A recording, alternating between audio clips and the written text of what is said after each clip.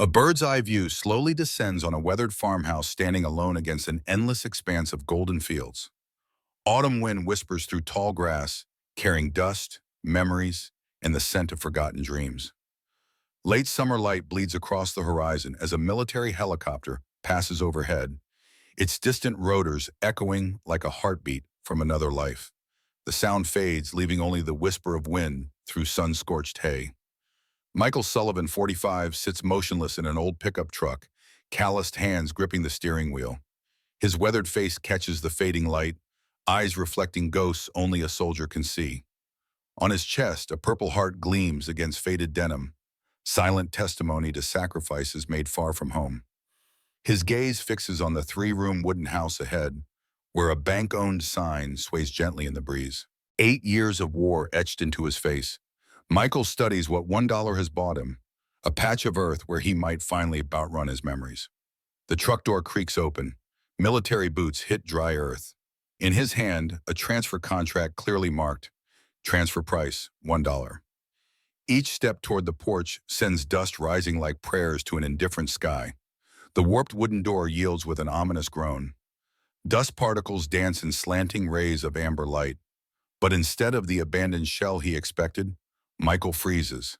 A drinking glass with droplets of water sits on the wooden table. Ashes in the fireplace still hold warmth. Someone is here, or was, moments ago. Following a draft through the kitchen, Michael steps onto the back porch. And there she sits, a small girl alone on wooden steps, clutching a threadbare teddy bear. Wind teases through her tangled brown hair as her dark eyes lift to meet his. "Mister, are you my daddy? The one Mom said would come back from the battlefield?" Her voice, soft as a whisper yet heavy with hope, cuts through 8 years of armor Michael built around himself. Then, from an old book at her side, a paper flutters to the ground between them. A birth certificate bearing the name Hannah Grace Sullivan. The question hangs between them, fragile as morning frost. Michael stands frozen, his military training useless against this emotional ambush. Every instinct honed by war searches for an exit strategy, finding none. "What's your name?" His voice emerges rough, unused to gentleness. He maintains distance, soldiers' eyes methodically scanning for other adults, any explanation that might make sense of this impossible moment. The girl shrinks against the doorframe, small fingers tightening around her teddy bear. Yet her gaze never wavers. "Hannah. Hannah Grace. Hannah Grace," Michael repeats, the middle name striking a familiar chord. Grace. Same as Rebecca's middle name. Rebecca Grace. "Where's your mother? Why are you here alone?" Hannah's shoulders slump slightly, her eyes dropping to study the worn floorboards. "Mama's gone. She kept sleeping and never woke up." Michael kneels slowly, keeping movements deliberate, non-threatening. His eyes fall to the birth certificate lying between them. Name, Hannah Grace Sullivan. Mother, Rebecca Grace Sullivan. Father, Michael J. Sullivan. Date of birth, October 16, 2016. Impossible. 8 years ago, he'd received notification that Rebecca died in an accident just days after he deployed. There had been no mention of a child. "Who's been taking care of you, Hannah?" "Aunt Eleanor comes sometimes. She brings food. Says I'm a big girl and need to take care of myself." Michael's jaw tightens. A child, alone in this forgotten place. "How long has Aunt Eleanor been gone?" Hannah's small fingers trace patterns on her bear's worn fur. "Many days, maybe 7 sleeps." The farmhouse kitchen stands in dim twilight, years of neglect evident in every corner. Michael opens cupboards, finding only a few cans of beans, some rice, stale crackers. A child surviving on scraps in solitude. Hannah watches from the doorway, her gaze tracking his every move with the wariness of someone accustomed to disappointment. "Are you hungry?" A small nod. Michael finds a pint, rinses dust from its surface. Years of field experience taught him to make meals from whatever's available. Soon, a simple stew simmers on the ancient stove. Hannah sits at the table, legs swinging above the floor. The spoon looks oversized in her small hand as she eats cautiously at first, then with growing enthusiasm. "This is good, better than what I make." "You cook for yourself?" "I have to. Aunt Eleanor says I'm not to bother anyone." Michael's fingers curl into a fist beneath the table. 8 years of combat couldn't prepare him for the anger rising now. A child abandoned, surviving on her own. Night falls across the farmhouse. Michael arranges blankets on the old couch while Hannah prepares for bed in her small room, a corner by the fireplace with a worn blanket and a few tattered books. "Will you stay?" Her voice carries the fragile hope of a child who's learned to expect nothing. "Yes, I'll be right here." Moonlight filters through dusty windows as Hannah finally sleeps, teddy bear clutched tight against her chest. Michael sits against the wall, alert despite exhaustion. His thoughts race through a battlefield of questions. Rebecca alive years after he was told she died?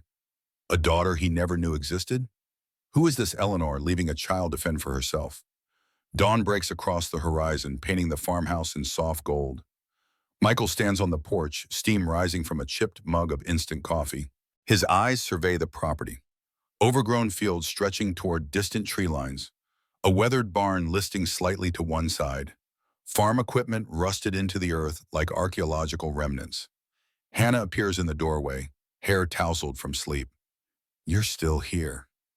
Something in her tone, surprise mingled with cautious joy, tightens around Michael's heart. "I said I would be." Together they walk the property boundaries. Hannah points out places with the pride of a landowner. The creek where she collects water, the apple tree that still bears fruit, the corner of the barn where barn owls nest. "Mom showed me everything before she got sick. Said someday it would all be mine." Near the western fence line, Michael notices surveyor stakes with recent markings. "What are these for?" Hannah shrugs. Aunt Eleanor brings men who look at the ground. They talk about numbers and maps. Michael examines the stakes more closely. Property assessment? Mineral survey? Questions multiply with each discovery. Back at the house, Michael searches for answers. In the master bedroom, untouched since Rebecca's passing, dust covers everything except a small cleared path to the nightstand. Someone has been searching systematically. Behind a loose floorboard, Michael discovers a metal box containing photos, letters, and medical records. A history he never knew existed unfolds before him. Photos of Rebecca, pregnant, standing on this very porch. Rebecca holding newborn Hannah. Rebecca growing thinner in each subsequent image, her smile fading as illness took hold. Medical records detail a rare autoimmune condition that developed after Hannah's birth. Treatments, hospitalizations, the steady decline of a woman fighting to survive for her daughter. But it's the date on the death certificate that stops Michael cold. June 17th, 2020. 4 years after he was notified of her death. 4 years he could have been there. 4 years stolen from him. "She talked about you." Hannah stands in the doorway, watching Michael with those penetrating eyes. "Said you were a hero, that you'd come home someday." Michael's throat tightens. "Did she say why I never came back earlier?" Hannah shakes her head. "Aunt Eleanor said you didn't want us anymore. But Mom never believed that. She kept writing letters. Aunt Eleanor said she'd mail them. Letters he never received, a life he never knew existed." The rumble of an approaching vehicle breaks the moment. Through the window, Michael spots a silver luxury SUV rolling up the dirt driveway, dust billowing in its wake. Hannah's reaction is immediate. She shrinks back, eyes wide with apprehension. "That's Aunt Eleanor." Michael places a reassuring hand on Hannah's shoulder. "Stay inside." He steps onto the porch as a woman emerges from the vehicle. Eleanor Wagner, mid-40s, expensive clothes at odds with the rural setting. Her confident stride falters momentarily when she spots Michael. "This is private property." Her voice carries practiced authority, but her eyes betray shock at finding someone here. "I purchased it yesterday. $1." Michael holds her gaze, watching calculation replace surprise. "There must be some mistake. I'm Eleanor Wagner, Hannah's legal guardian. The bank had no right to sell this property." "The deed says otherwise." Eleanor's smile doesn't reach her eyes. "And you are?" "Michael Sullivan." The name hits like a physical blow. Eleanor's composure cracks briefly before she reconstructs her mask. "Michael Sullivan is dead, has been for years. Reports of my death were greatly exaggerated." Eleanor's gaze darts toward the house, calculating, reassessing. I see Hannah has been telling stories again. She has quite an imagination. The isolation hasn't been good for her development. Isolation you created by leaving a child alone for days. Eleanor's smile hardens. I check on her regularly. She's remarkably self-sufficient. She's 9 years old, and legally under my guardianship, as established in Rebecca's will, which makes your presence here problematic at best, criminal at worst. Michael steps forward, closing the distance between them. I'm her father. A father who abandoned his pregnant wife, who never once checked on his child. Forgive me if I'm not impressed by your sudden paternal interest. The accusation lands like shrapnel. Michael's jaw tightens. I was told Rebecca died in 2016. Something flickers across Eleanor's expression. Knowledge, guilt, quickly masked. Well, I can see we have much to discuss. Perhaps we should continue this conversation with our respective attorneys present. She reaches into her purse, extracting a business card. My lawyer will contact you regarding custody arrangements and property rights. Until then, I'll be taking Hannah with me. She stays here. Eleanor's eyes narrow. You have no legal standing, Mr. Sullivan. A birth certificate doesn't override a legally executed will. And abandonment charges don't look good for a guardian, Ms. Wagner. For the first time, uncertainty crosses Eleanor's face. This isn't over. On that we agree. Eleanor retreats to her vehicle, casting one final glance toward the house before driving away, dust swirling in her wake. Inside, Hannah watches from the window, her small face a mixture of relief and apprehension. Is she coming back with police? Michael kneels to her level. Probably, but I'm not going anywhere. Promise? The weight of that simple word, the trust of a child who's known little but broken promises. I promise. That night, after Hannah sleeps, Michael examines the documents more carefully. Rebecca's medical records tell a story of courage, a young mother fighting impossible odds to stay alive for her daughter. But questions multiply with each page. Why was he told Rebecca died in 2016? Who intercepted their communications? And what is Eleanor's true connection to this place? A photo slips from between the pages. Rebecca standing beside a man in military uniform. Not Michael, but someone vaguely familiar. On the back, handwritten, Rebecca and Thomas, 2015. Thomas Wagner. The name strikes like lightning. Michael's fellow soldier, killed during an ambush in their first deployment.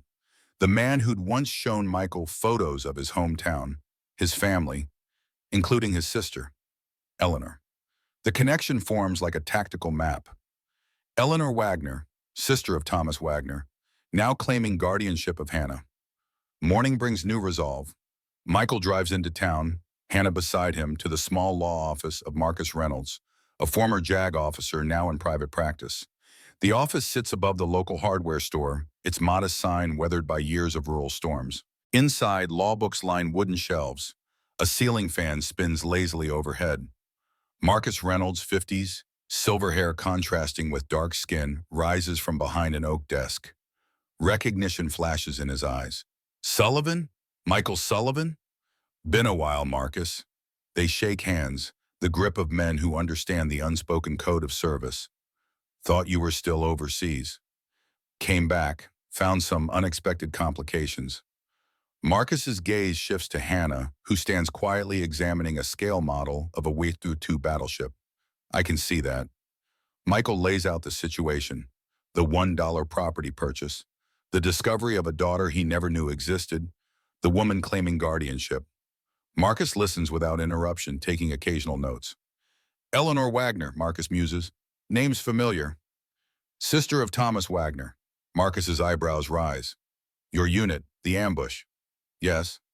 Complicated indeed. Marcus retrieves a legal pad, pen poised. Let's start with establishing paternity. That gives us standing for everything else. Hannah sits in the corner, quietly reading a book from Marcus's shelf, seemingly oblivious to the adults discussing her future. How fast can we move on this? DNA test takes days, not weeks. But Wagner will file for emergency custody the moment she realizes, you're serious, we need to be prepared. She left a 9-year-old alone for days, which helps us, but doesn't guarantee anything. Courts move slowly, even with evidence of neglect. Michael glances at Hannah, so small against the leather chair. I'm not losing her again. Marcus's expression softens. Then we fight smart. First, we need Rebecca's will. See exactly what it says about guardianship. It's not at the house. I've looked. County Records Office will have a copy. Let's start there. The Oak Ridge County Records Office occupies the basement of the municipal building, a fluorescent-lit labyrinth of filing cabinets and dust-covered documents. Betty Harmon, the records clerk, peers at them over half-moon glasses, her gray hair pulled into a severe bun. Rebecca Sullivan's will? Let me check. Her fingers move with surprising dexterity through card catalogs and computer systems. Filed 4 years ago, executor, Eleanor Wagner, primary beneficiary of property and assets, Hannah Grace Sullivan, legal guardian until age of majority, Eleanor Wagner. Michael leans forward. I'd like to see the original document. Betty retrieves a file from a secure cabinet.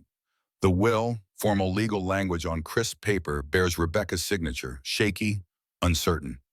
Marcus examines it closely. Signed 3 weeks before her death. Witnesses? Betty points to the signatures. Dr. James Fielding and Eleanor Wagner herself. The beneficiary witnessed the will? Not uncommon in small towns, but legally questionable, Marcus notes. And the executing attorney? Vincent Hale. Marcus's expression darkens. Eleanor Wagner's attorney. Michael studies the document, focusing on Rebecca's signature. It bears little resemblance to her handwriting in the letters he'd found. This doesn't look like Rebecca's signature. Marcus photographs the document with his phone. We'll have it analyzed. For now, let's gather more information. Their next stop, Oak Ridge Medical Center, where Rebecca received treatment. Dr. James Fielding, now in his 60s, receives them between patients. Rebecca Sullivan, tragic case. His office walls display medical degrees alongside fishing trophies, the room smelling of antiseptic and coffee. You treated her through her illness? From diagnosis until the end. Autoimmune hepatitis, triggered by pregnancy. Uncommon but not unheard of. You were also witness to her will. Dr. Fielding removes his glasses, polishing them thoughtfully. At Eleanor's request, Rebecca was quite weak by then. Was she mentally competent to execute a will? The doctor hesitates. She was on significant pain medication. I expressed concerns about timing, but Eleanor insisted Rebecca wanted matters settled. Did Rebecca ever mention me? Michael Sullivan, her husband? Another pause. She asked about sending letters. Eleanor said she'd handle it. The pieces assemble in Michael's mind, a deliberate pattern of isolation, communication severed. One more question. Did Rebecca ever indicate she wanted Eleanor as Hannah's guardian? Dr. Fielding replaces his glasses, expression troubled. Actually, she was quite specific that she wanted Hannah's father, you, to raise her if you returned. When I mentioned this during the will signing, Eleanor said provisions had been made for that possibility. Provisions nowhere to be found in the actual document. Back in Marcus's office, they assess their position. The will is vulnerable, Marcus concludes. Questionable competency, beneficiary as witness, executor also serving as guardian. But challenging it will take time. Time Hannah doesn't have if Eleanor files for emergency custody. Then we need leverage, something that would make Eleanor hesitate to push this into court. Hannah looks up from her book, and Eleanor hides things in the barn. Both men turn to her. What kind of things, Hannah? Papers, in a metal box under the floorboards. She doesn't know I watched her. Michael exchanges glances with Marcus. Worth investigating. That night, after returning to the farm, Michael waits until Hannah sleeps before examining the barn. The structure groans in the night wind, decades of weathering evident in every beam. Beneath the floorboards of what once was a tack room, he finds it, a metal lockbox recently disturbed. The lock yields to persistent effort. Inside, property surveys, mineral rights assessments, correspondence with extraction companies. The most recent letter outlines an offer, $7 million for mining rights to the property. Suddenly, Eleanor's interest becomes crystal clear. Not just guardianship of Hannah, but control of increasingly valuable land. Among the documents, Michael finds something else, a small notebook with Rebecca's handwriting, her journal documenting her final years. By lantern light, Michael reads his wife's last thoughts, her struggle with illness, her hope that Michael would return, her growing concerns about Eleanor's behavior. One entry stands out. Eleanor brought papers today, says I need to sign them for Hannah's future. Something feels wrong. The medication makes it hard to focus. I asked about Michael again. She says there's still no word, but I don't believe her anymore. I've seen her take my letters. And later, Eleanor's brother Thomas was Michael's friend. She blames Michael for Thomas's death.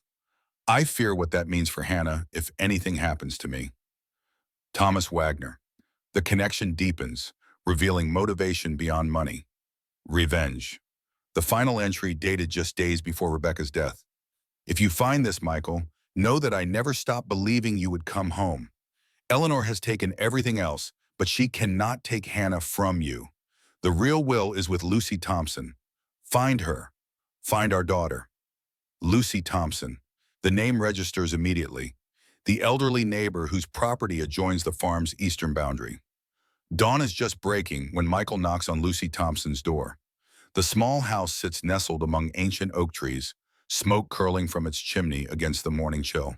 Lucy Thompson, 70s, opens the door with surprising promptness, sharp eyes assessing him through wire-rimmed glasses. Figured you'd come eventually. She invites him in without further explanation. The house smells of baking bread and old books. You're Rebecca's Michael. Not a question. Yes, ma'am. Been wondering when you'd show up. Rebecca never stopped believing you would. She disappears briefly into another room, returning with an envelope, yellowed with age. She gave me this, made me promise to keep it safe. Said Eleanor couldn't be trusted. Inside the envelope, a handwritten will, properly witnessed by Lucy and Dr. Fielding, dated 1 week before the official version. Its provisions are clear.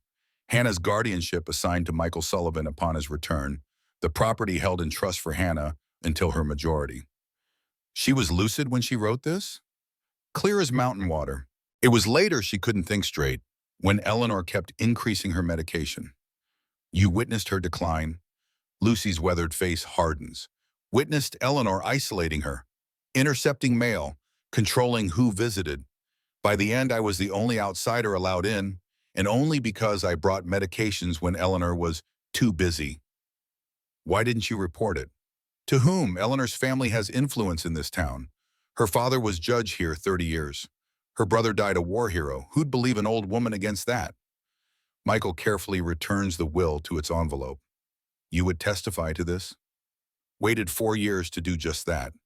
As Michael turns to leave, Lucy catches his arm. There's more you should know about Thomas Wagner. Michael stills. What about him? He and Rebecca were close before you. Very close. Eleanor never forgave Rebecca for choosing you instead. The implication settles heavily. Are you suggesting? I'm not suggesting anything. Just telling you that Eleanor's interest in Hannah might not be only about property or money. Some wounds go deeper. Back at the farm, Michael finds Hannah awake, attempting to cook breakfast on the ancient stove. He gently takes over, showing her how to properly prepare eggs without burning them. Did you find what you needed in the barn? Children notice everything. I did. Did Aunt Eleanor ever talk about your mom's friends, someone named Thomas? Hannah concentrates on buttering toast. She has his picture on her desk, says he was a hero who died because his friends abandoned him. The accusation lands exactly as Eleanor intended. Did she say which friends? Hannah shakes her head. Just that Mom chose the wrong man, that she should have waited for someone who wouldn't leave. The narrative becomes clearer. Eleanor's resentment cultivated over years, fed by grief for her brother, jealousy toward Rebecca, transferred now to Hannah. The sound of vehicles approaching interrupts their breakfast. Through the window, Michael sees Eleanor's SUV accompanied by a sheriff's cruiser. Hannah, go to your room. Whatever happens, remember I'm coming back for you. Her small face shows understanding beyond her years. You promise? I promise. Eleanor stands beside Sheriff Dawson as Michael opens the door. Her smile holds triumph. Mr. Sullivan, I've obtained an emergency custody order for Hannah. Sheriff Dawson is here to ensure a smooth transition. She extends an official-looking document. Sheriff Dawson, uncomfortably aware of his role, avoids direct eye contact. Just doing my job, Sullivan. Court order is clear. Michael accepts the document, scanning its contents. Based on what grounds? Eleanor's smile widens. Abandonment. unstable living conditions, potential trauma to the child. Judge Morris was quite concerned about Hannah's welfare. Judge Morris, your father's hunting partner. A flash of annoyance crosses Eleanor's features. The law is the law, Mr. Sullivan. Now, where is Hannah? Preparing for a trip to town to see Marcus Reynolds, my attorney. Eleanor's confidence wavers slightly. Whatever Reynolds told you, he can't override a court order. No, but Rebecca's actual will might. The calculated risk pays off. Eleanor's expression freezes. I've seen the official will. You have no standing here. Michael steps closer, voice lowered. I've found the mineral rights assessments, Eleanor. The offer from Granite Mining Corporation. $7 million is a lot of motivation for fraud. Color drains from Eleanor's face. You're trespassing in matters you don't understand. I understand perfectly. You kept Rebecca isolated, intercepted our communications, manipulated her into signing documents while medicated, all to control Hannah and the property. Sheriff Dawson shifts uncomfortably, clearly hearing more than he expected. Stop. Wagner, is there something? Execute the order, Sheriff. Michael holds his ground. Before you do, Sheriff, you should know I've filed a formal complaint with the State Bar regarding the execution of Rebecca Sullivan's will. Fraud allegations against Eleanor Wagner and Vincent Hale. Not strictly true. The paperwork sits in Marcus's office, awaiting filing. But the bluff hits its mark. Eleanor's composure cracks. You have no proof, Rebecca's journal, witness statements from Dr. Fielding and Lucy Thompson. The handwritten will Rebecca executed before you force the official version. Each word lands like artillery. Eleanor's carefully constructed narrative crumbles visibly. Sheriff Dawson clears his throat. Ms. Wagner, if there are complications with the custody order's validity, there are no complications. The court issued the order. Based on potentially fraudulent information, Michael counters. Sheriff, I'm happy to comply with legal processes, but I suggest verifying the underlying documentation before removing a child from her home. Sheriff Dawson, a man who clearly prefers straightforward problems to legal complexities, hesitates. Perhaps we should contact Judge Morris for clarification. Eleanor's desperation shows in her tightening grip on her purse. This is absurd. He abandoned his family for 8 years. I was deployed, Michael corrects, and told my wife had died before our daughter was born. The sheriff's expression changes, recognition dawning. Sullivan. Michael Sullivan? 3rd Battalion? Yes, sir. My nephew served with you, Afghanistan. The connection shifts the dynamic instantly. Sheriff Dawson straightens, reevaluating the situation through new eyes. Ms. Wagner, I think we need to confirm some details before proceeding. Given the circumstances, I'd prefer Judge Morris review the competing claims directly. Eleanor's mask of civility slips completely. You can't just... I can and I will. My responsibility is to the child's welfare, not rushing an order that might be based on incomplete information. Eleanor turns her fury toward Michael. This isn't over. You have no idea what you're interfering with. I know exactly what I'm interfering with.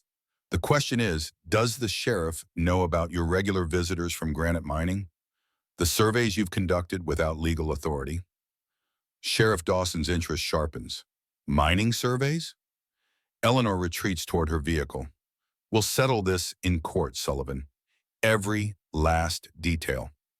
The threat hangs in the air as she drives away. Sheriff Dawson remains troubled.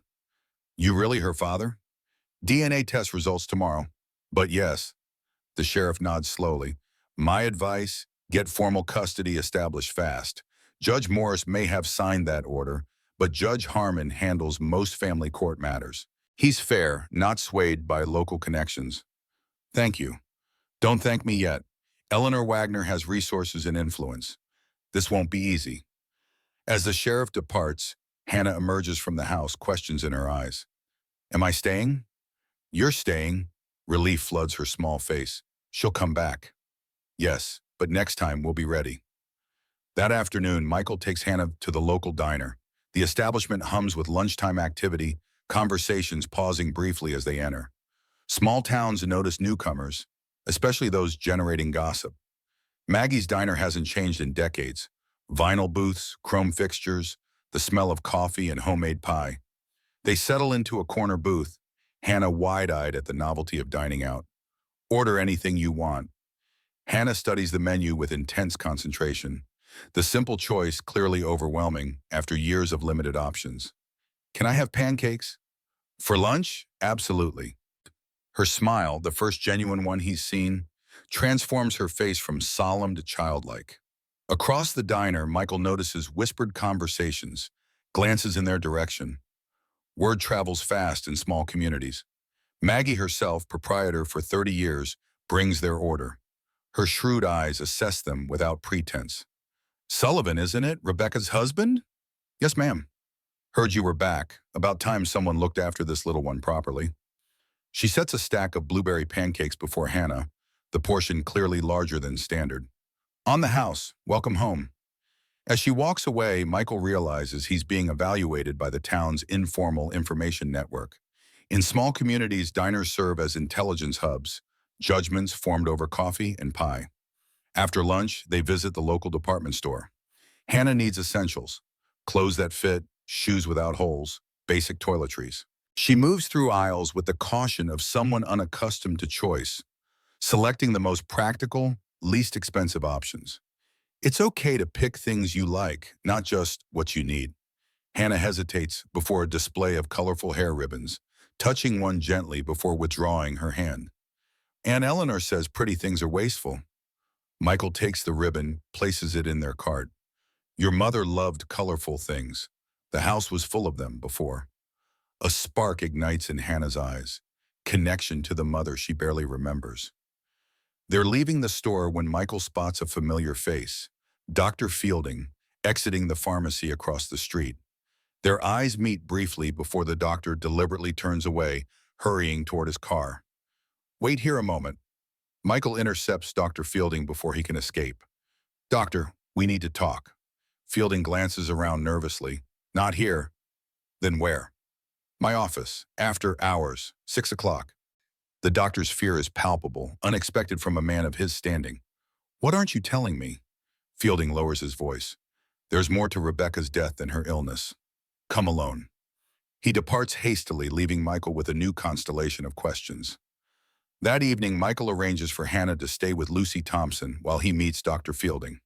The elderly woman welcomes Hannah warmly, promising cookies and stories about her mother. Lucy knew Mom? Since she was younger than you, Lucy confirms. I have photo albums you might like to see. The prospect delights Hannah, easing Michael's concern about leaving her, even briefly. I won't be long. We'll be fine, Lucy assures him. Take whatever time you need with James. He carries heavy burdens these days. Oak Ridge Medical Center stands quiet in early evening, most staff departed. Dr. Fielding's private office entrance allows discreet access after hours. The doctor waits inside, tension evident in his posture, a glass of bourbon on his desk. Thank you for coming. You said there was more to Rebecca's death. Fielding gestures to a chair, then retrieves a file from his locked cabinet. I've been Rebecca's doctor since she was a child. Delivered Hannah myself. What happened to her wasn't just medical failure. He slides the file across his desk. Inside, medical records annotated with his personal notes. Rebecca's condition was serious, but manageable with proper treatment. She should have had years, not months. Michael examines the documents, medical terminology partially obscuring the narrative. What changed? Her medication management. Eleanor insisted on administering all treatments. Claimed Rebecca was confused, needed supervision. By the end, I wasn't certain what medications she was actually receiving. Are you suggesting Eleanor deliberately? I'm not suggesting anything. I'm stating that Rebecca's decline accelerated dramatically once Eleanor took control of her care. And when I raised concerns, Judge Morris, Eleanor's family friend, authorized Eleanor as medical proxy, removing my ability to intervene. Michael's military training keeps his expression neutral, despite the rage building within. Why come forward now? Fielding's hand trembles slightly as he lifts his glass. Because I've lived with this for 4 years. Because Hannah deserves better. And because Eleanor's making the same moves again, manipulating the system, using influence instead of law. You'll testify to this? At considerable professional risk, yes. As Michael rises to leave, Fielding adds one final piece. There's something else you should know about Thomas Wagner. Lucy mentioned he and Rebecca were close. More than close. They were engaged briefly before she met you. Eleanor never forgave either of them. Thomas for introducing Rebecca to you, Rebecca for choosing you over her brother. The personal motivation behind Eleanor's actions crystallizes further. Not just money or property, but a vendetta spanning years. Thomas died during our first deployment. Ambush. Fielding nods soberly. I know. Eleanor received notification while visiting Rebecca. Her exact words, Michael Sullivan will pay for this with everything he loves. The threat issued years ago, executed with methodical precision ever since. Night has fallen completely when Michael leaves the medical center, pieces assembling into a clear picture of Eleanor's long game. Isolation, manipulation, fraudulent documents, all leading to control of Hannah and the increasingly valuable property. His phone rings. Marcus Reynolds. DNA results are in. 99.9% match. You're officially Hannah's biological father. Good. What's our next move? File for emergency custody ourselves. Judge Harmon's reviewing the evidence tomorrow morning. Lucy Thompson and Dr. Fielding both submitted statements supporting your claim. And the will? Handwriting expert confirms the official version shows signs of duress or impairment. Rebecca's signature on the handwritten version matches her known handwriting samples. We're in strong position. Eleanor won't surrender easily.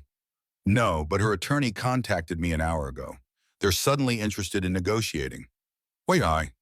My guess? They've realized how much evidence we've accumulated. Fraud charges could extend beyond civil penalties into criminal territory. I'm not interested in negotiation. Hear them out tomorrow.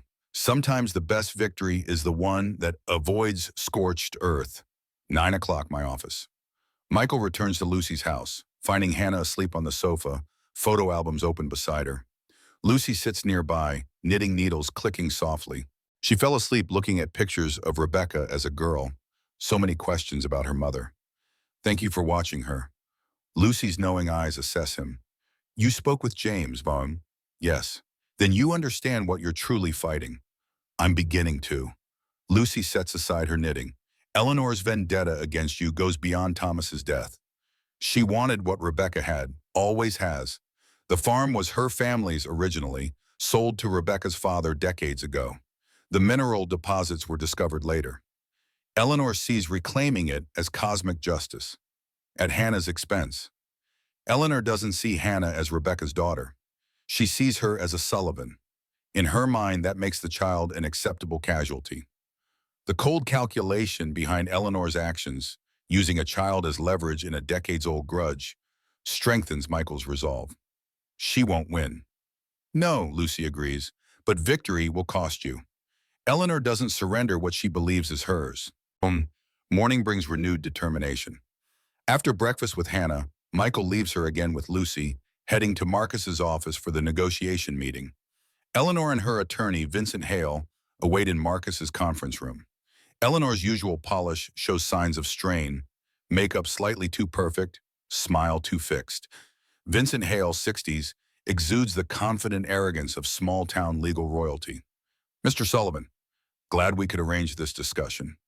Marcus gestures for Michael to sit beside him, facing their opponents across the polished table. Let's be clear about parameters, Marcus begins. We're prepared to proceed with our emergency custody petition, fraud charges against Ms. Wagner, and criminal complaints regarding interference with military communications. This meeting is courtesy, not negotiation. Hale's smile remains unchanged. Perhaps less adversarial framing would benefit everyone. Ms. Wagner has been Hannah's primary caregiver for years. Her concern is simply the child's well-being. Leaving a 9-year-old alone for days demonstrates that concern admirably, Michael counters. Eleanor leans forward. Temporary lapses in judgment don't erase years of sacrifice. I've been there for Hannah when you weren't, by choice or circumstance. A circumstance you engineered by intercepting communications and falsifying death notifications. Hale raises a placating hand. These accusations are counterproductive. We're here to discuss Hannah's future, not rehash the past. Marcus slides forward a document. Our terms are simple.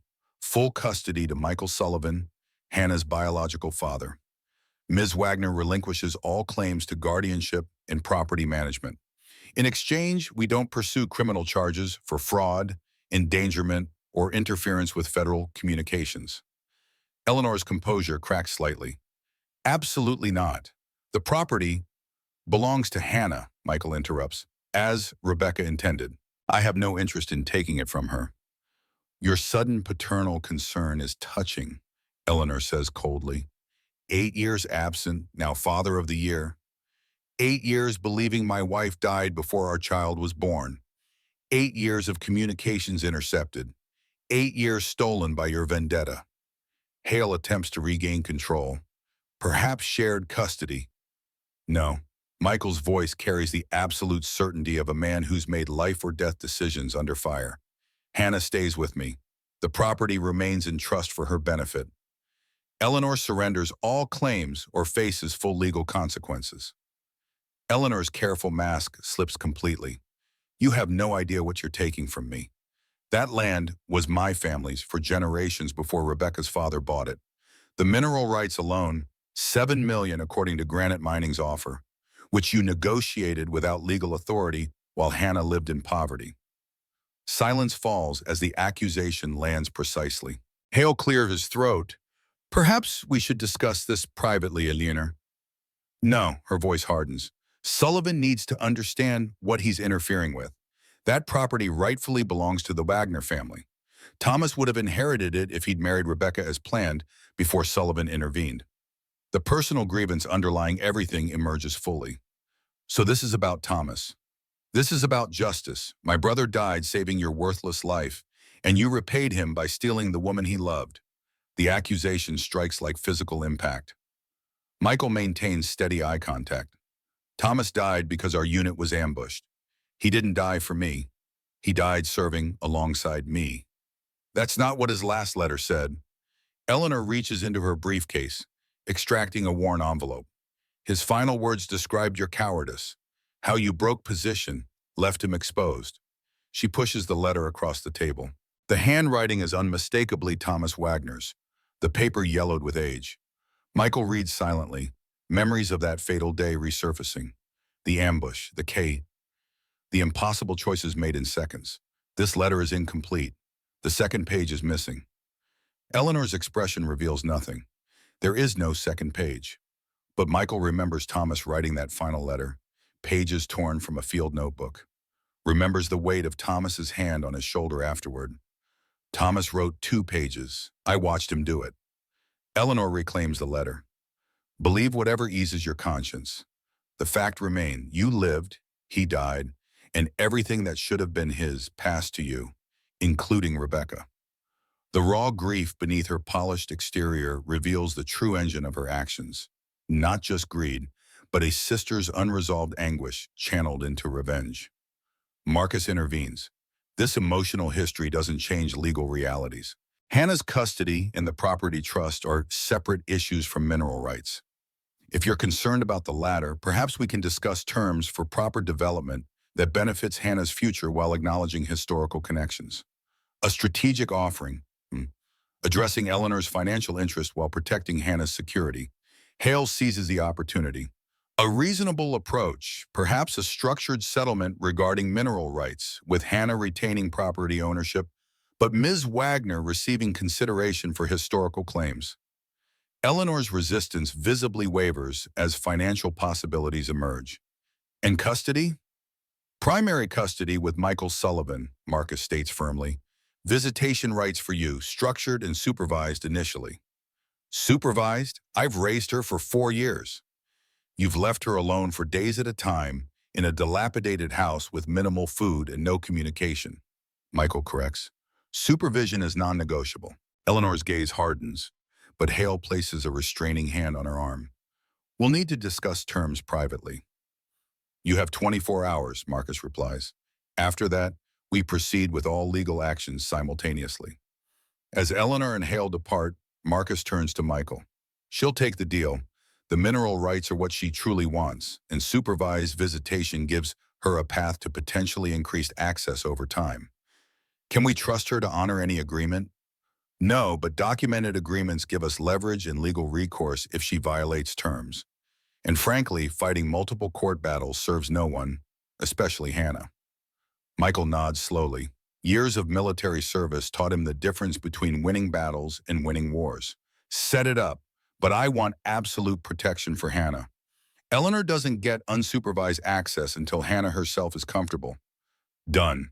That afternoon, Michael returns to Lucy's house, finding Hannah helping the elderly woman tend her garden. The simple domestic scene, Hannah carefully watering tomato plants under Lucy's guidance, tightens something in his chest. Normal childhood experiences, long denied. Hannah spots him first, her face brightening. Did you win?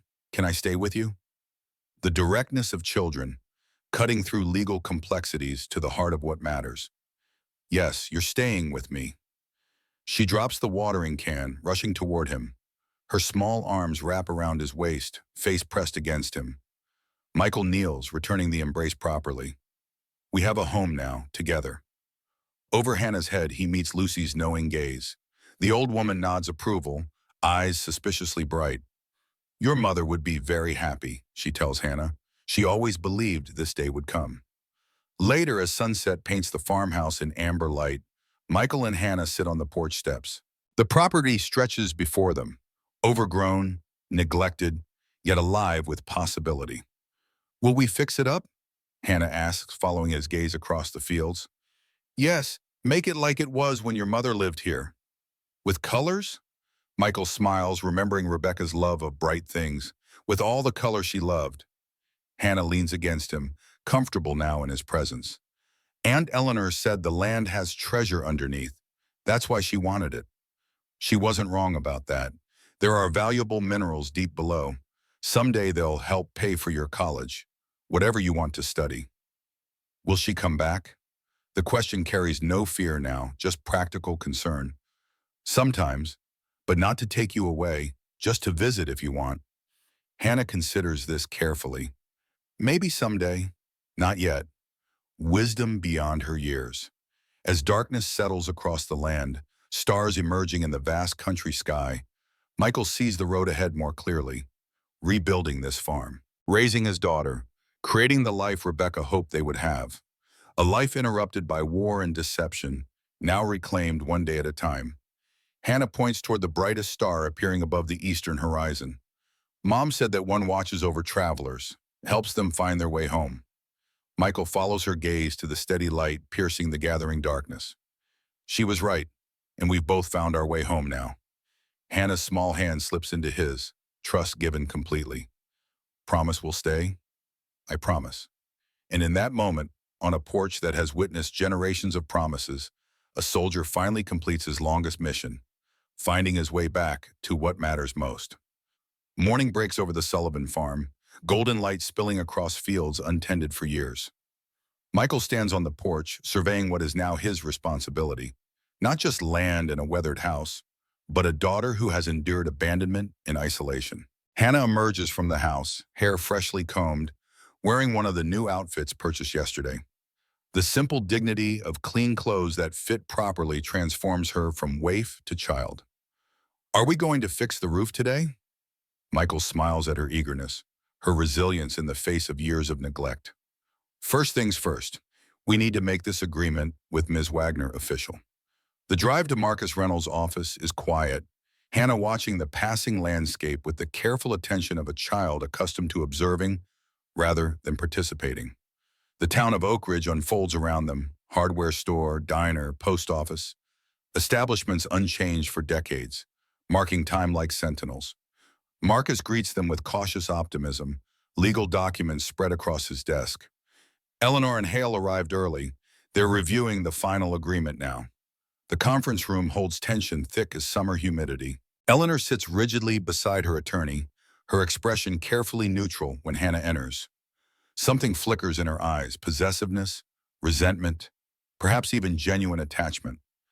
Hannah, you look well. Hannah moves closer to Michael, not responding. Marcus guides them through the agreement's terms. Primary custody to Michael. Supervised visitation for Eleanor, gradually increasing based on Hannah's comfort and adjustment. The property remains in trust for Hannah, with Michael as trustee. Mineral rights development proceeds with profits divided.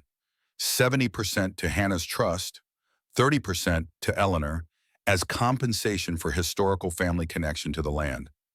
Eleanor's signature flows across the page with practiced precision, her hand steady despite the surrender each stroke represents.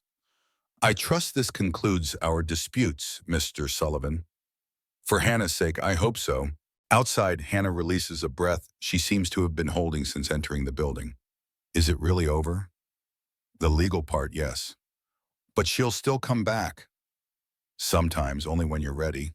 Hannah nods, wisdom beyond her years evident in her solemn eyes. Not for a long time. The following days establish new rhythms. Michael tackles the farmhouse repairs methodically, addressing structural issues before cosmetic ones.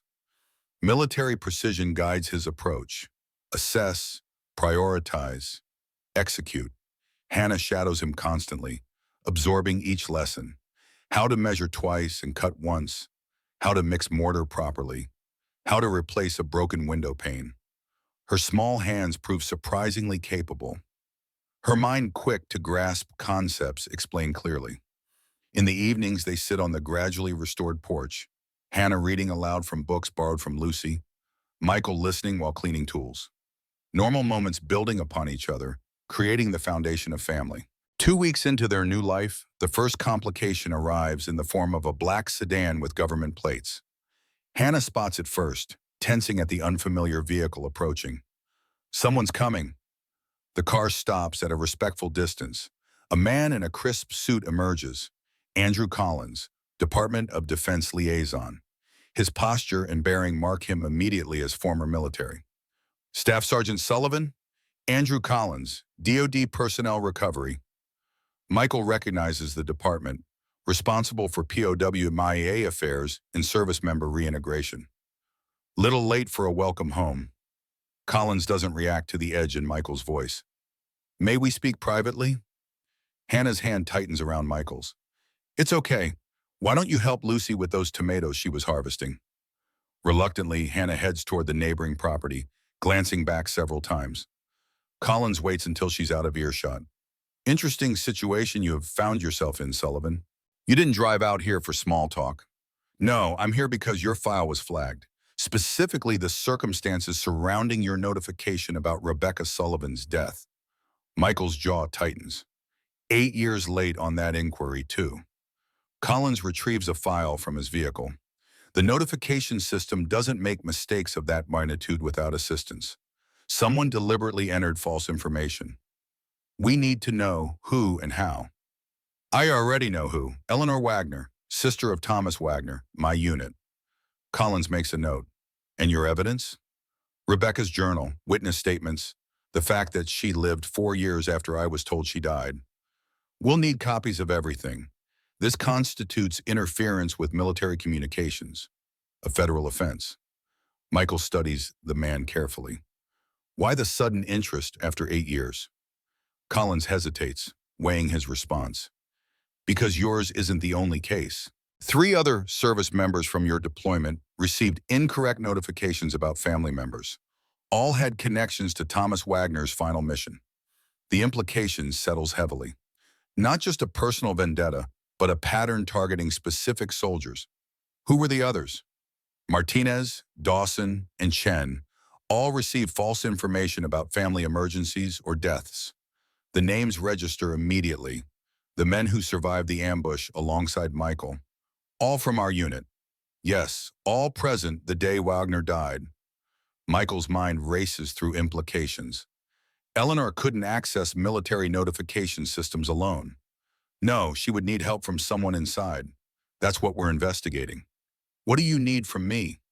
Everything you have on Eleanor Wagner, and your recollection of Thomas Wagner's final mission. The official report has inconsistencies. Michael feels old wariness returning.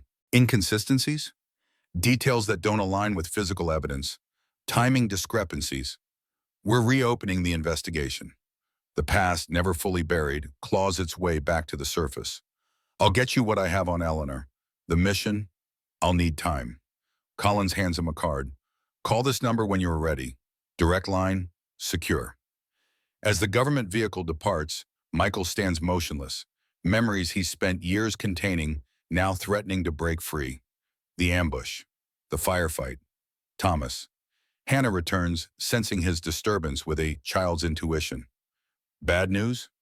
Michael forces himself back to the present. Just some questions about my time in the army.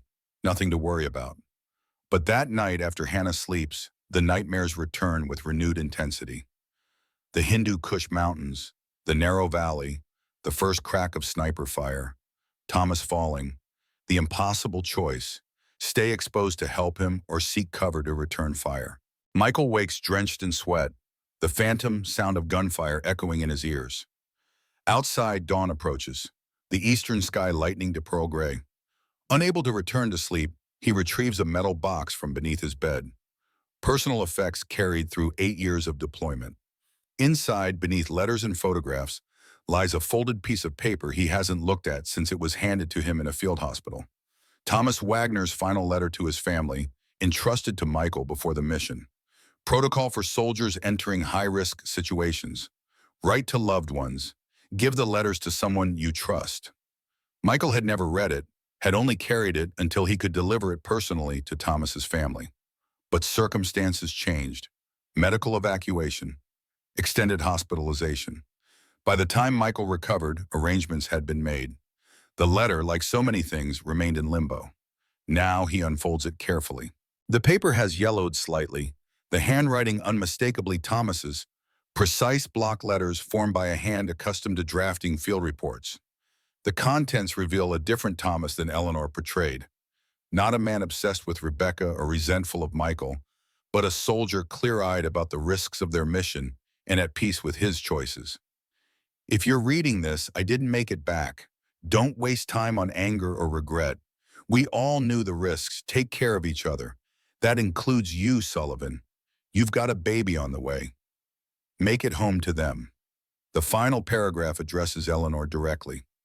Sis, I know you're still angry about Rebecca choosing Michael. Let it go. Life's too short for holding grudges. Rebecca's happy. That's what matters. If anything happens to me, promise you'll look out for both of them, Rebecca and Michael. They're going to need support with the baby coming. Thomas knew.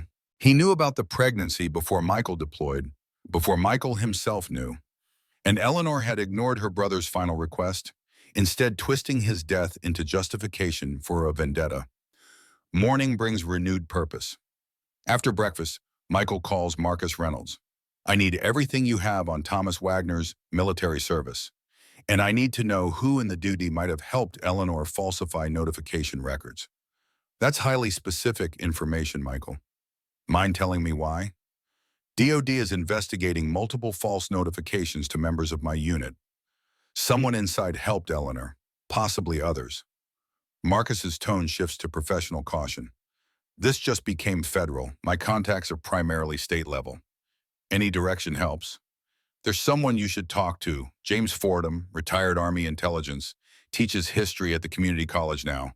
If anyone knows the back channels for manipulating military communications, it's him. The community college campus provides stark contrast to the rural surroundings. Modern buildings with clean lines, carefully maintained grounds, students moving between classes with the purposeful energy of those investing in futures. Professor James Fordham's office reflects the man, meticulously organized, military precision evident in the alignment of books and papers. At 70, his posture remains parade ground perfect, white hair cropped in the same short style he likely wore during active service. Sullivan, wondered if you'd find your way to me. Sir? Small town, news travels, especially news involving Eleanor Wagner and contested property. Michael studies the office walls, photographs showing Fordham in various global hotspots spanning decades, certificates noting commendations rarely given to those whose work remains classified.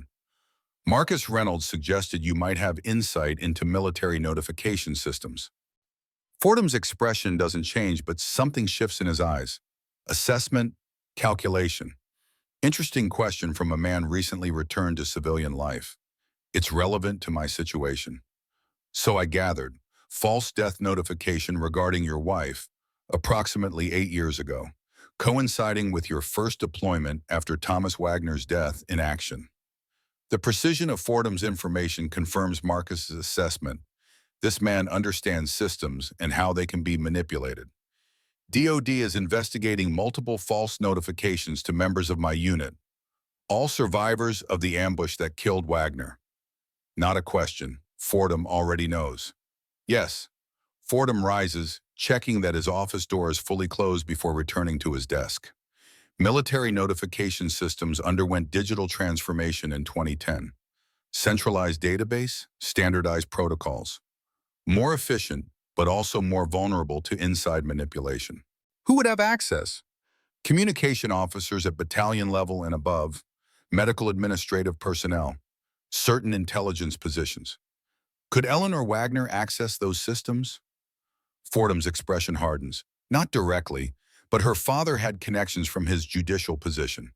And there was another Wagner in the system, Colonel Robert Wagner, Thomas's uncle, Intelligence Division, Pentagon liaison. The missing piece clicks into place. A family vendetta with resources. The Wagners are old military, 3 generations of service. Thomas was being groomed for advancement before his death. His death in action was straightforward. Enemy ambush. Fordham's silence speaks volumes, wasn't it?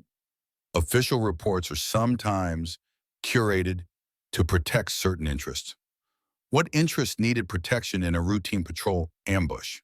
Fordham studies Michael with renewed intensity. Tell me what you remember about that day.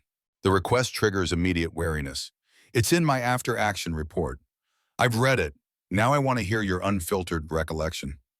Michael hesitates, weighing the risk of revisiting those memories against the need for clarity. Standard patrol, Helmand Province. Thomas was team leader. Martinez, Dawson, Chen, and myself completed the squad. Valley approach to a village where intelligence suggested Taliban movement. Michael pauses, the sequence suddenly less clear in his mind. Thomas received communication on his private channel, changed our approach route, took us through a narrower valley than planned. Against protocol. He was team leader, had authority to adjust based on new intelligence. Continue. Ambush hit us halfway through the valley. Sniper fire first, then RPGs. Thomas went down in the first volley. I moved to his position while the others established cover fire.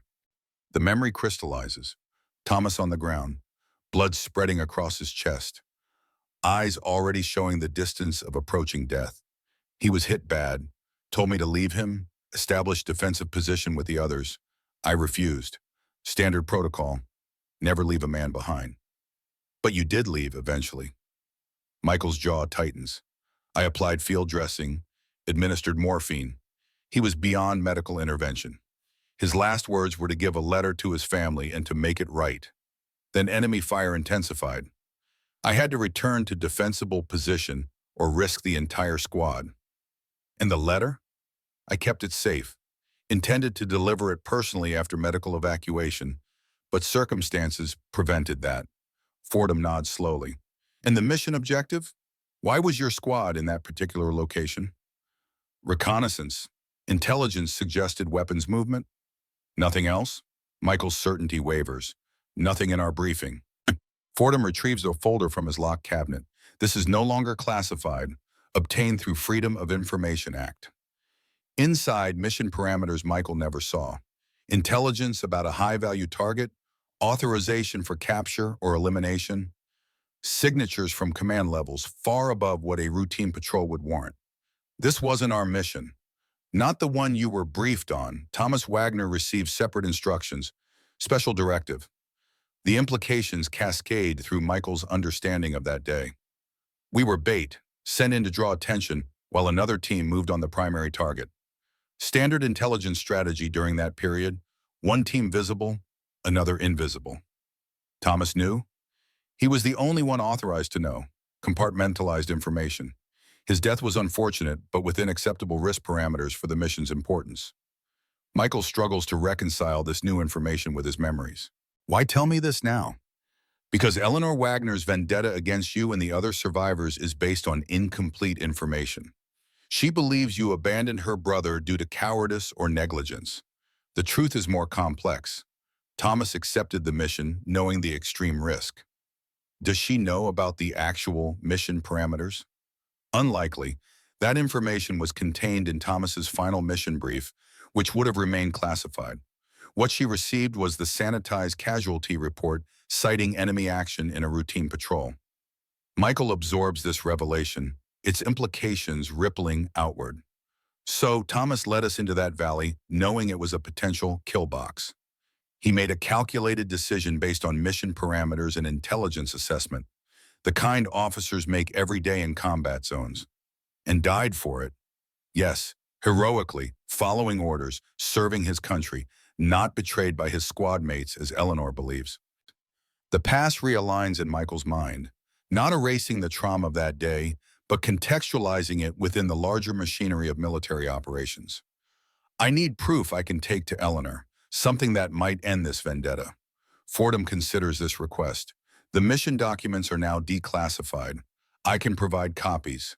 Whether they'll convince her is another matter. Grief often seeks simpler narratives than complex truths. I have to try, for Hannah's sake. The child complicates everything. She's not a complication. She's the reason this needs resolution. Fordham nods, respect evident in his expression. I'll assemble what documentation I can. And Sullivan, watch yourself. Eleanor's connections run deeper than you might realize. Michael returns to the farm with new perspective but increased wariness. The stakes have elevated beyond custody disputes and property rights to matters involving military intelligence and classified operations. Hannah greets him with childlike enthusiasm, eager to show her progress on the garden they've started. Tomato plants in neat rows, bean vines beginning to climb trellises, a hopeful reclamation of land long neglected. Lucy showed me how to tie up the beans so they grow straight. The simple normalcy of gardening instruction stands in stark contrast to the shadows of international operations and military deception now gathering around them. You've done a great job. Your mother would be proud. Hannah beams at the praise, soil smudging her cheeks, evidence of honest labor in the earth. That evening, Michael reviews Fordham's documents while Hannah sleeps. The classified mission brief outlines Operation Shadowcast, an intelligence operation targeting a high-level Taliban commander believed responsible for coordinating attacks on coalition forces. Thomas Wagner's role becomes clear. Lead the visible patrol to draw attention while special operations forces approach from another direction. High risk, high reward.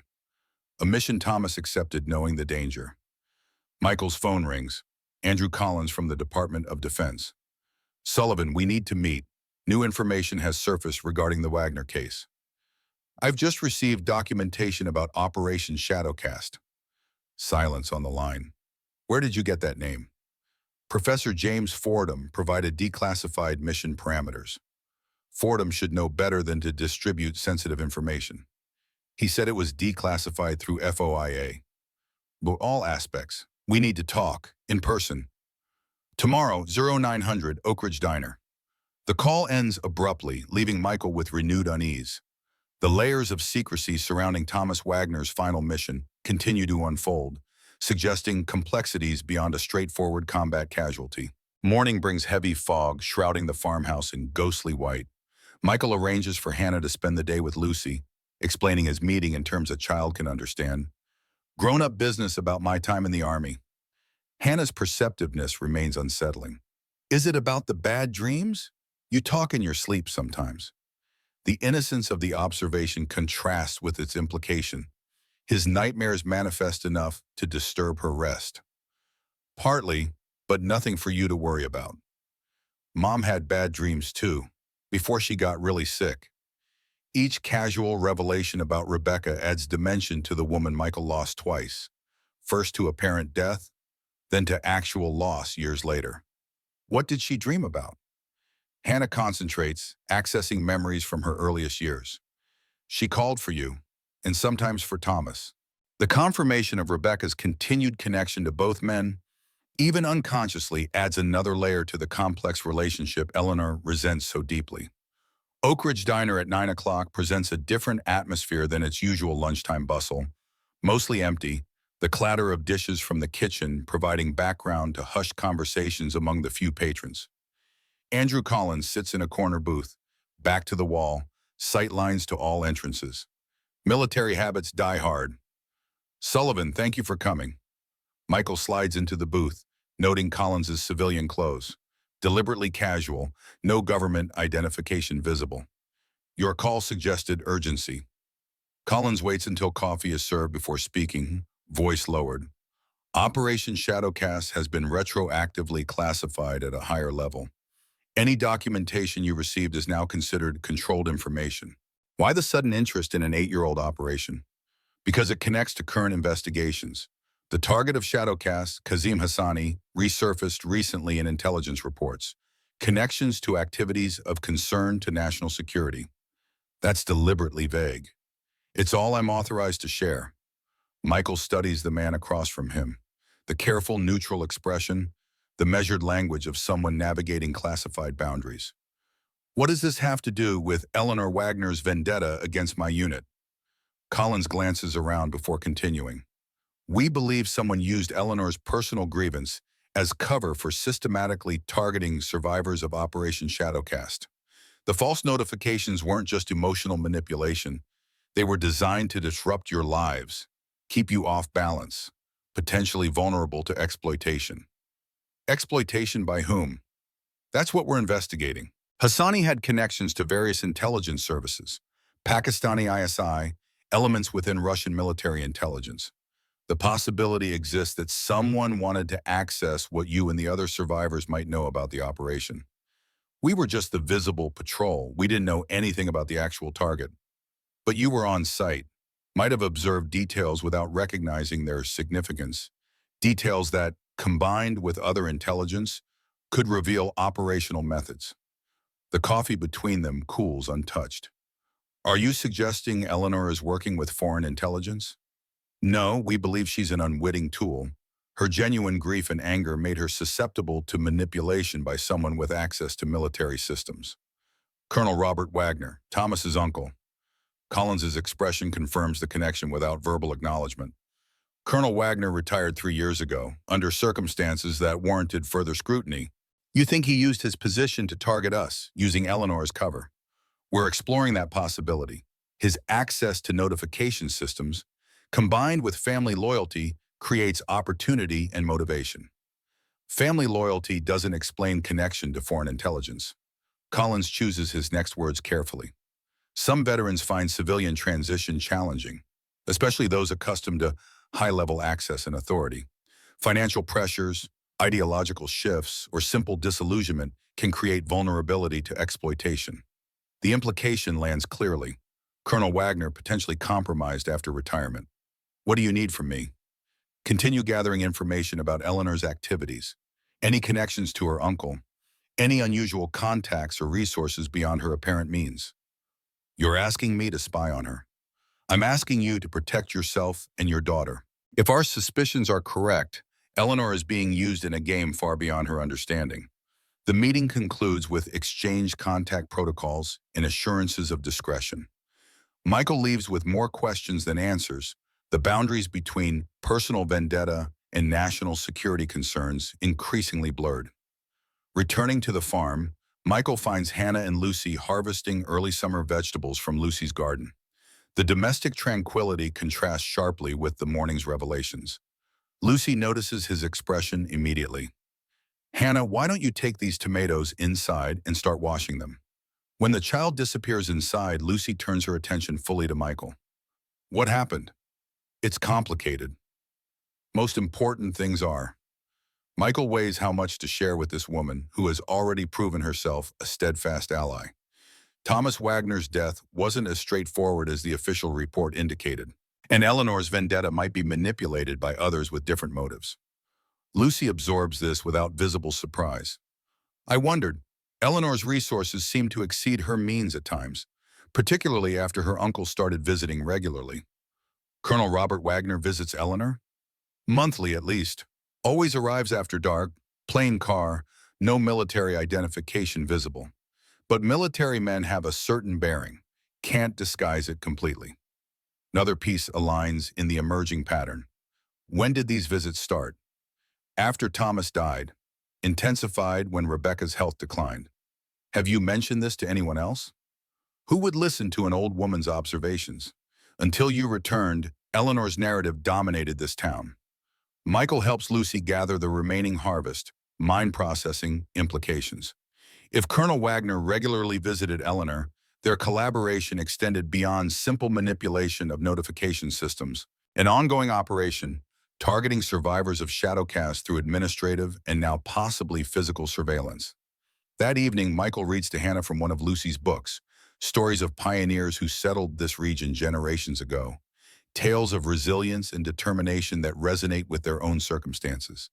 Hannah listens intently, absorbing narratives of people overcoming adversity through courage and persistence. When the chapter ends, she poses a question that reveals her ongoing processing of recent events. Did you know my Uncle Thomas? The question catches Michael unprepared. Yes, we served together. Aunt Eleanor said he was a hero. He was very brave. Hannah considers this carefully. Did you see him die? The directness of children, cutting through adult evasions to the heart of matters. Yes, I was with him. Were you scared? Very. We all were. But you stayed with him. Until the end. Hannah digests this, comparing it against whatever narrative Eleanor provided. Aunt Eleanor said you left him behind. The accusation, filtered through a child's innocent repetition, still stings.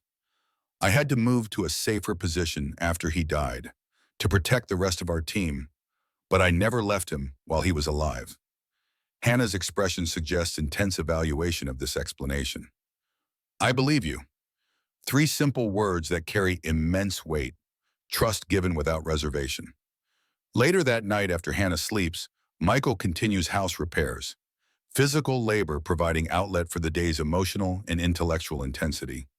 The rhythmic swing of the hammer, the precise measurement of lumber, the tangible progress of restoration offering counterbalance to abstract threats in historical revisions.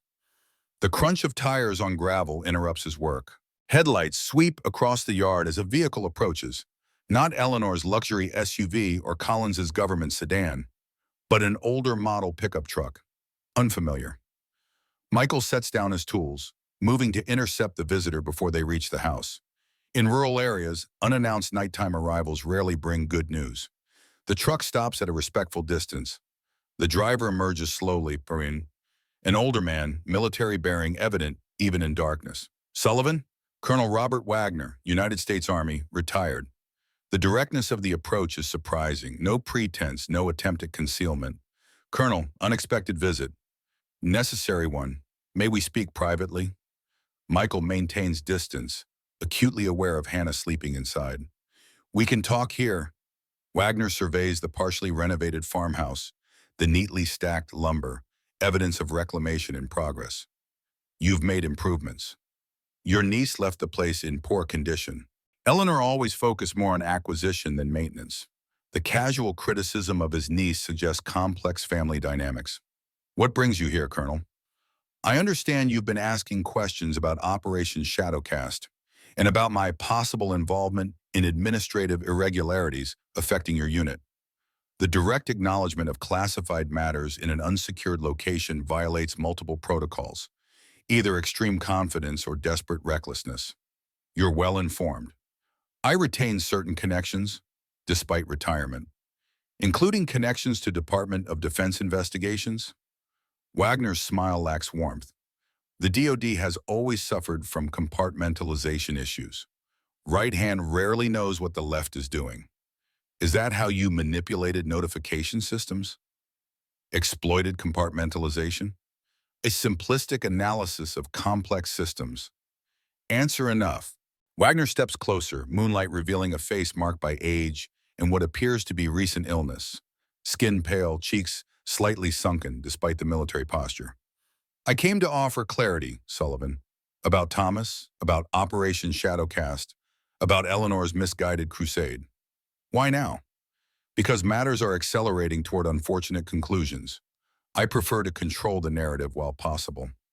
The phrasing triggers Michael's wariness, the language of intelligence operations, not family concerns. I'm listening. Thomas volunteered for Shadowcast knowing the extreme risk. His role was critical. Lead the visible patrol, draw attention, create opportunity for the extraction team. He understood the mission parameters fully and accepted them. Without hesitation, Thomas was a Wagner, service above self. He also wrote me into his final letter, asked you to look out for me and Rebecca if anything happened to him. Wagner's expression reveals nothing. He was always sentimental about his squad mates. So instead of honoring his request, you helped Eleanor isolate Rebecca and manipulate my military records. Family loyalty is complex, Sullivan. Eleanor needed direction for her grief. Thomas was the golden child. His loss unbalanced her. You exploited her grief for other purposes. Wagner's eyes narrow slightly. Presumptuous conclusion. DOD seems to share it. They're investigating your post-retirement activities, connections to foreign intelligence. For the first time, Wagner's composure slips. A fleeting expression quickly masked. Bureaucratic paranoia, common in intelligence communities. Common enough to warrant watching you? I'm not here to discuss administrative nonsense. I came about Thomas, about setting the record straight. Michael studies the older man carefully. The controlled breathing, the carefully neutral expression, the hands kept visible but ready. What record needs correction? Thomas died following orders that I personally authorized. As theater intelligence coordinator, I identified the opportunity to capture Hassani. I selected Thomas's unit for the visible patrol, my operational design. The admission carries weight beyond professional responsibility. Personal involvement in decisions leading to his nephew's death. You sent your sister's son into a kill box. I sent a qualified officer on a high-priority mission. Family relationship was irrelevant to operational requirements. Does Eleanor know you designed the mission that killed her brother? Wagner's expression hardens. Eleanor understands Thomas died serving his country. Specific operational details would only complicate her grief. So you redirected her anger toward me and my unit, convenient distraction from your own responsibility. A functional approach to emotional management. The clinical description of manipulating his niece's grief reveals disturbing detachment. Why tell me this now? Wagner glances toward the house, calculation evident in his expression. Because matters have progressed beyond initial parameters. Eleanor's fixation on the child has created unnecessary complications. I'm offering resolution. What kind of resolution? Financial settlement, sufficient resources for you and the child to relocate, establish new identities if preferred, in exchange for your silence regarding Shadowcast and subsequent events. The offer confirms DOD's suspicions. Wagner involved in something requiring extensive concealment. Whose money? Does it matter? It would be substantial, untraceable. It matters. Wagner's patience visibly thins. Private investors with interest in discretion. Standard arrangements for sensitive matters. Foreign investors? Multinational consortium. The euphemism for foreign intelligence operations is transparent. You're offering blood money. I'm offering practical resolution. The alternative involves a continued investigation, potential exposure of classified operations, legal complications for multiple parties, including yourself. My concerns are broader than personal convenience. Michael maintains steady eye contact. The answer is no. Hannah stays here. I stay here. Whatever you're involved in, keep it away from us. Wagner's expression shifts to something colder, more calculating. Emotional decision, Sullivan. Reconsider while options remain available. Are you threatening us? Merely noting situational realities. Certain parties have invested significantly in these arrangements. They expect return on investment. Tell your investors that approaching this property again would be unwise. Wagner studies Michael with new assessment. You've changed from the young sergeant in the after-action reports. More resolute. 8 years of combat tends to clarify priorities. Indeed. Wagner turns to leave, then pauses. Thomas spoke highly of you, said you had uncommon moral clarity for a combat soldier. I see what he meant now. The unexpected acknowledgement carries complex subtext. Respect mingled with regret, perhaps even envy for certainties Wagner himself has abandoned. One last question, Colonel. The mineral rights on this property, are they actually valuable or another manipulation? Oh, they're quite real. 7 million is below market value, actually. Another reason you might reconsider your position. That value will attract attention regardless of your preferences. Wagner departs without further exchange, the pickup's taillights vanishing down the long drive. Michael remains outside, processing the conversation's implications. Not just a family vendetta or isolated administrative manipulation, but connection to ongoing operations involving foreign intelligence interests. The stakes have elevated far beyond custody disputes or property rights. Inside, Michael finds Hannah awake, sitting on her bed, clutching her teddy bear. Someone was here. Just a man asking directions. Everything's fine. The lie feels necessary, protective rather than deceptive. You were arguing. Children miss little, particularly those accustomed to monitoring adult moods for self-preservation. Not arguing, just talking seriously. Hannah studies him with that penetrating gaze that seems to access truth beyond words. He wasn't a good man. I could hear it in his voice. What do you mean? He sounded like Aunt Eleanor when she's pretending to be nice but isn't. The perceptiveness of a child raised in emotional complexity, attuned to authentic versus performative behavior. You're very observant, Hannah. Mom said I notice things other people miss. Said it would help me stay safe.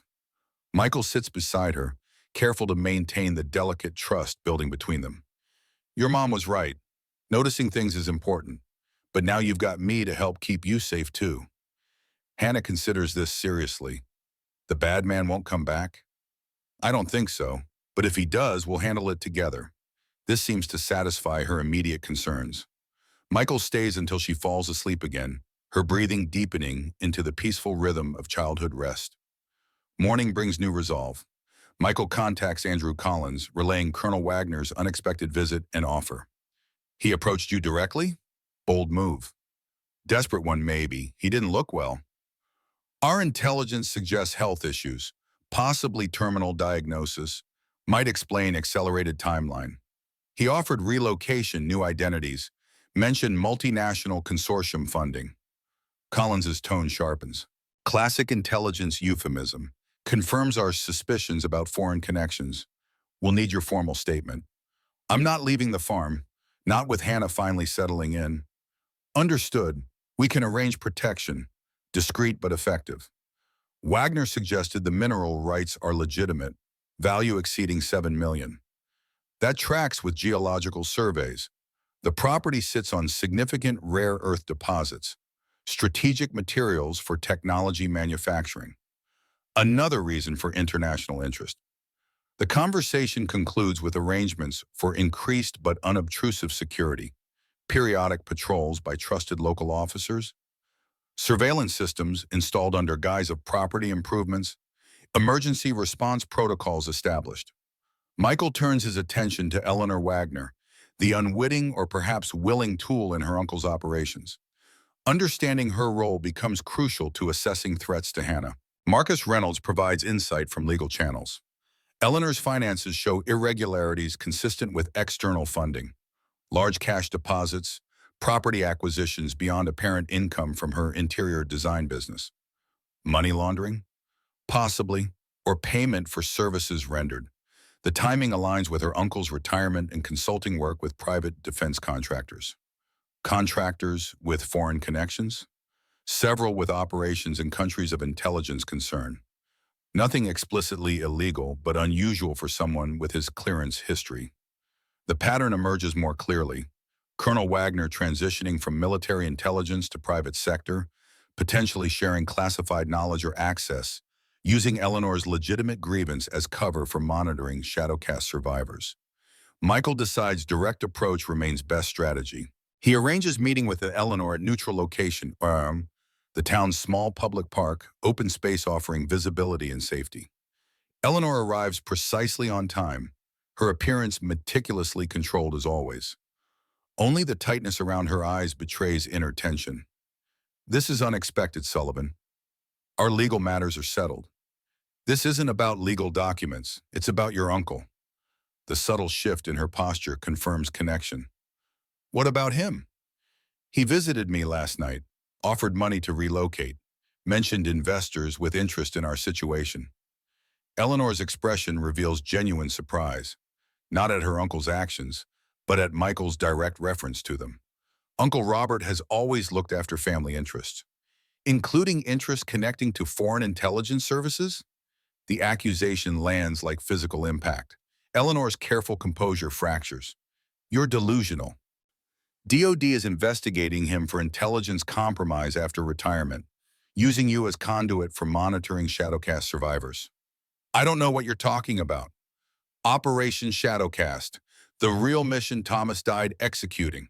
Classified parameters your uncle authorized as theater intelligence coordinator? Eleanor's expression shifts from dismissal to uncertainty. Thomas died in a routine patrol ambush. Thomas died leading a visible patrol designed to draw attention from a high-value target extraction. He volunteered knowing the extreme risk. Your uncle designed the operation. The information visibly destabilizes Eleanor's long-held narrative. You're lying. The mission documents are declassified. I can show you. Why would Uncle Robert hide this? Because he authorized the mission that got his nephew killed. Easier to let you blame me and my unit than accept his own responsibility. Why Eleanor's carefully constructed reality visibly crumbles. Years of focused anger suddenly requiring recalibration. Thomas was just a patrol leader. Thomas was key to the operation's success. Heroic role, deliberately accepted. Not the victim of squad mate abandonment your uncle encouraged you to believe. Eleanor struggles to integrate this revelation. Why tell me this now? Because your uncle is involved in something dangerous, something connecting to foreign intelligence services, using your legitimate grief as cover for monitoring former Shadowcast participants. That's absurd. Is it? The unexplained income? Property acquisitions beyond your interior design business? Regular cash deposits coinciding with your uncle's visits?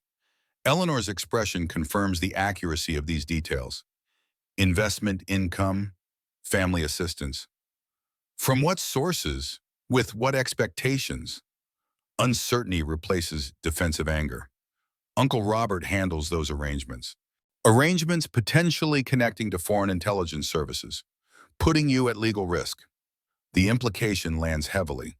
Eleanor not just manipulated emotionally, but potentially implicated in espionage-adjacent activities. I would never, not knowingly, but by accepting resources without questioning sources, you've created vulnerability for yourself and for Hannah. Hannah's name refocuses Eleanor's attention. Hannah isn't involved in any of this. She lives on property with strategic mineral deposits worth millions. Property your uncle's investors have specific interest in acquiring. She's inherently involved. Fear replaces anger in Eleanor's expression, not for herself, but for the child she genuinely believes she protected. What are you suggesting? That you've been used by your uncle for purposes beyond family loyalty or grievance, purposes potentially threatening national security and Hannah's safety. Eleanor processes this, her worldview visibly realigning. You have proof? Enough for DOD to investigate officially, enough to warrant protection arrangements for Hannah and me. The mention of official protection shifts Eleanor's perception. Confirmation this extends beyond personal disputes to matters of genuine security concern. What do you want from me? Information about your uncle's associates, his visitors, any documents he's had you store or transmit, anything connecting to foreign nationals or companies. You're asking me to betray family. I'm asking you to protect Hannah and yourself before your uncle's activities create legal exposure you can't escape. Eleanor falls silent, internal conflict evident in her expression. I need time to think, to verify what you've told me. The declassified Shadowcast documents are available through proper channels. Verify everything. Eleanor rises to leave, then hesitates. Thomas really volunteered, knowing the risk? Without hesitation, he was a true soldier, understood the mission's importance. Something shifts in Eleanor's eyes. Grief reconfiguring from angry denial to painful acceptance. I'll contact you after I've processed this. As Eleanor departs, Michael recognizes the potential turning point, not reconciliation or forgiveness, but realignment based on emerging truth. Whether Eleanor chooses family loyalty or self-preservation remains uncertain, but the monolithic narrative she's maintained for a year has fractured. That evening, Michael sits with Hannah on the porch, watching fireflies emerge in the gathering dusk. The simple peace of this moment contrasts sharply with the complex dangers surrounding them. Will Aunt Eleanor come back soon? The question carries no fear now, just practical curiosity. Maybe she has some things to think about first. Hannah nods, wisdom beyond her years evident in her solemn expression. She was sad about Uncle Thomas for a very long time. Mom said grief sometimes makes people forget how to be kind. The insight, Rebecca's compassionate explanation of Eleanor's behavior, reveals the woman Michael lost twice. Her capacity for understanding, even towards someone who ultimately betrayed her. Your mom was very wise. Hannah leans against him, comfortable now in his presence. She said you would come back someday, that you'd never really left us, even when you couldn't be here. The simple faith Rebecca maintained, despite circumstances designed to destroy it, tightens Michael's throat. She was right. As night falls fully, the farmhouse stands as island of warmth against darkness. Inside, a father and daughter build new patterns of family. Outside, unseen, Department of Defense personnel maintain discreet surveillance, protection against threats, both identified and potential. The morning brings unexpected development. Eleanor Wagner's silver SUV approaching the farm, dust billowing behind it. The vehicle stops at respectful distance. Eleanor emerges alone, carrying a metal lockbox. Michael meets her in the yard, maintaining space between her and the house where Hannah remains inside. You've verified the information? Eleanor's usual polish shows signs of strain, makeup less perfect, eyes revealing sleepless night. Yes, and found more. Things Uncle Robert asked me to store. Things I didn't question until now. She holds out the lockbox. Financial records, communications, names and contacts, everything connecting to what he called consulting work after retirement. Michael accepts the box without opening it. Why bring this to me rather than authorities? Eleanor's expression reveals complex emotional terrain. Betrayal, anger, fear, resignation. Because Hannah is on this property. Because whatever my uncle's involved in, it connects to these mineral deposits. Because I've spent years blaming the wrong person for Thomas's death. The admission clearly cost her considerable pride. The DOD will want your formal statement. I know, I've already contacted them. Agent Collins is meeting me afterward. What changed your mind? Eleanor gazes toward the farmhouse, something like regret crossing her features. I found Thomas's real final letter, the complete version. Uncle Robert kept half of it from me, the half where Thomas explained his volunteer status for the mission, the half where he asked me to look after you and Rebecca if anything happened to him. The revelation confirms Michael's suspicions about Wagner's manipulations, not just administrative systems, but emotional leverage, selective information control. Thomas was a good man, better than I allowed myself to remember. Eleanor hesitates, clearly struggling with her next words. I failed him, failed his final request, used his death to justify a vendetta he would have condemned. The self-awareness surprises Michael, Eleanor acknowledging her own role rather than deflecting responsibility. Thomas would understand. Grief distorts perspective. It doesn't excuse what I did to Rebecca, to Hannah. Eleanor's voice tightens. I was so consumed with blaming you that I neglected the child Thomas would have wanted protected. Left her alone in that house while I parachuted mineral rights negotiations. Became everything I accused others of being. The admission carries no request for forgiveness, merely acknowledgement of truth long avoided. What happens now? Eleanor straightens, some of her characteristic determination returning. I provide full cooperation to federal authorities, accept whatever legal consequences apply, and make what amends I can to Hannah. Hannah's resilient, more than either of us realized. Rebecca's influence. She raised her with strength despite everything. Eleanor turns to leave, then pauses. Sullivan, I'm sorry for what it's worth. The apology, unexpected and unadorned, hangs between them, insufficient for years of deliberate harm, yet necessary first step toward whatever resolution remains possible. Michael nods acknowledgement without offering verbal absolution. Some reconciliations require time beyond immediate conversation. As Eleanor departs, Michael stands holding the lockbox, tangible evidence of conspiracy extending far beyond family grievance or property disputes. Inside the house, Hannah watches from the window, her expression suggesting understanding beyond her years. The farmhouse stands bathed in morning light, its weathered exterior gradually yielding to restoration. Like the family within its walls, damaged but not destroyed, finding path toward recovery, neither simple nor certain, but possible through perseverance and truth. Dawn breaks over the Sullivan farm, golden light spilling across fields beginning to show signs of care after years of neglect. The house stands stronger now, roof repaired, porch rebuilt, windows reglazed. Like the family within its walls, damaged but healing. Michael sits at the kitchen table, documents from Eleanor's lockbox spread before him. Financial transactions, communications records, geological surveys, evidence of conspiracy extending far beyond family grievance. Names of foreign nationals, shell companies, investment structures designed to obscure true ownership. Hannah enters, sleep still clinging to her eyes, hair tousled from rest unmarred by nightmares. Is that from Aunt Eleanor? Yes, some grown-up paperwork she wanted me to see. Hannah studies the documents without touching them, the caution of a child accustomed to navigating adult complexities. Is she in trouble? Some, but she's trying to fix her mistakes. Hannah absorbs this with solemn consideration.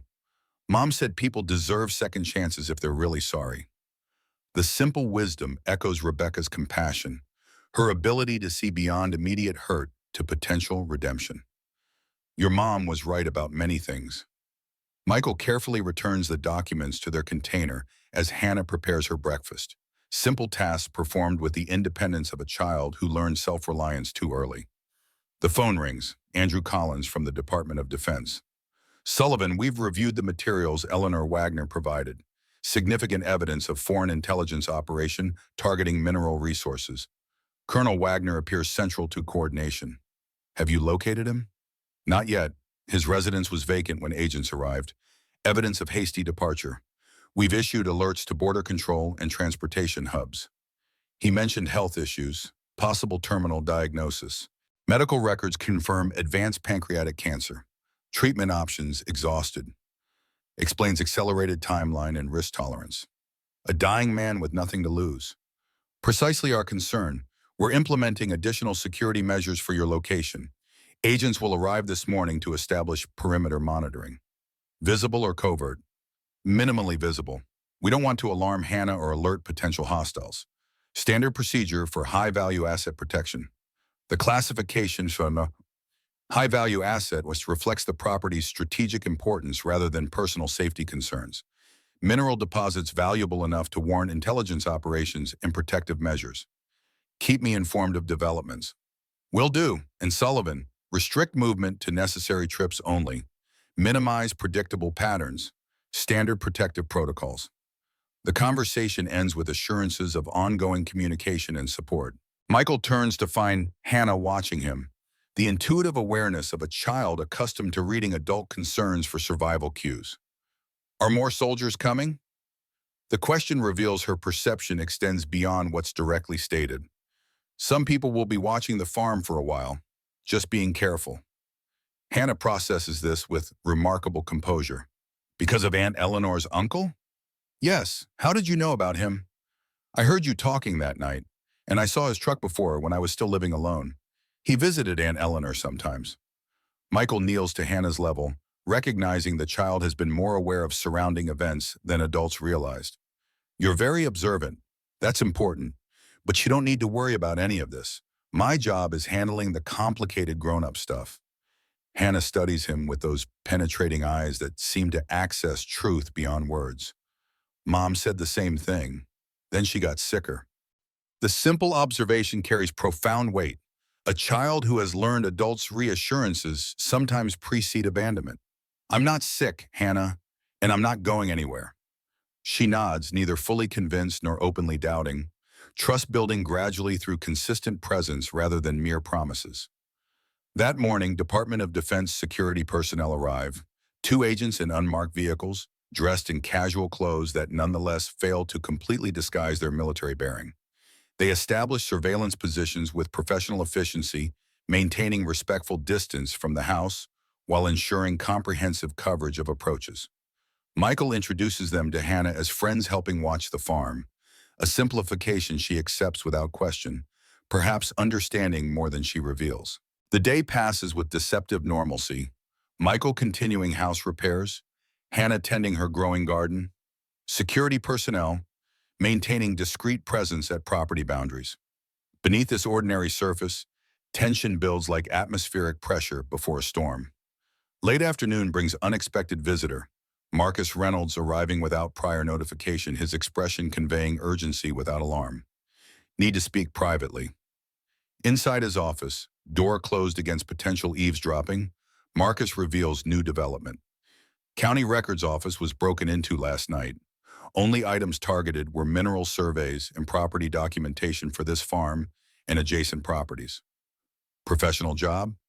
Military precision, security systems disabled, specific files accessed without disturbing surrounding materials, minimal evidence left behind. Wagner, or someone working for him.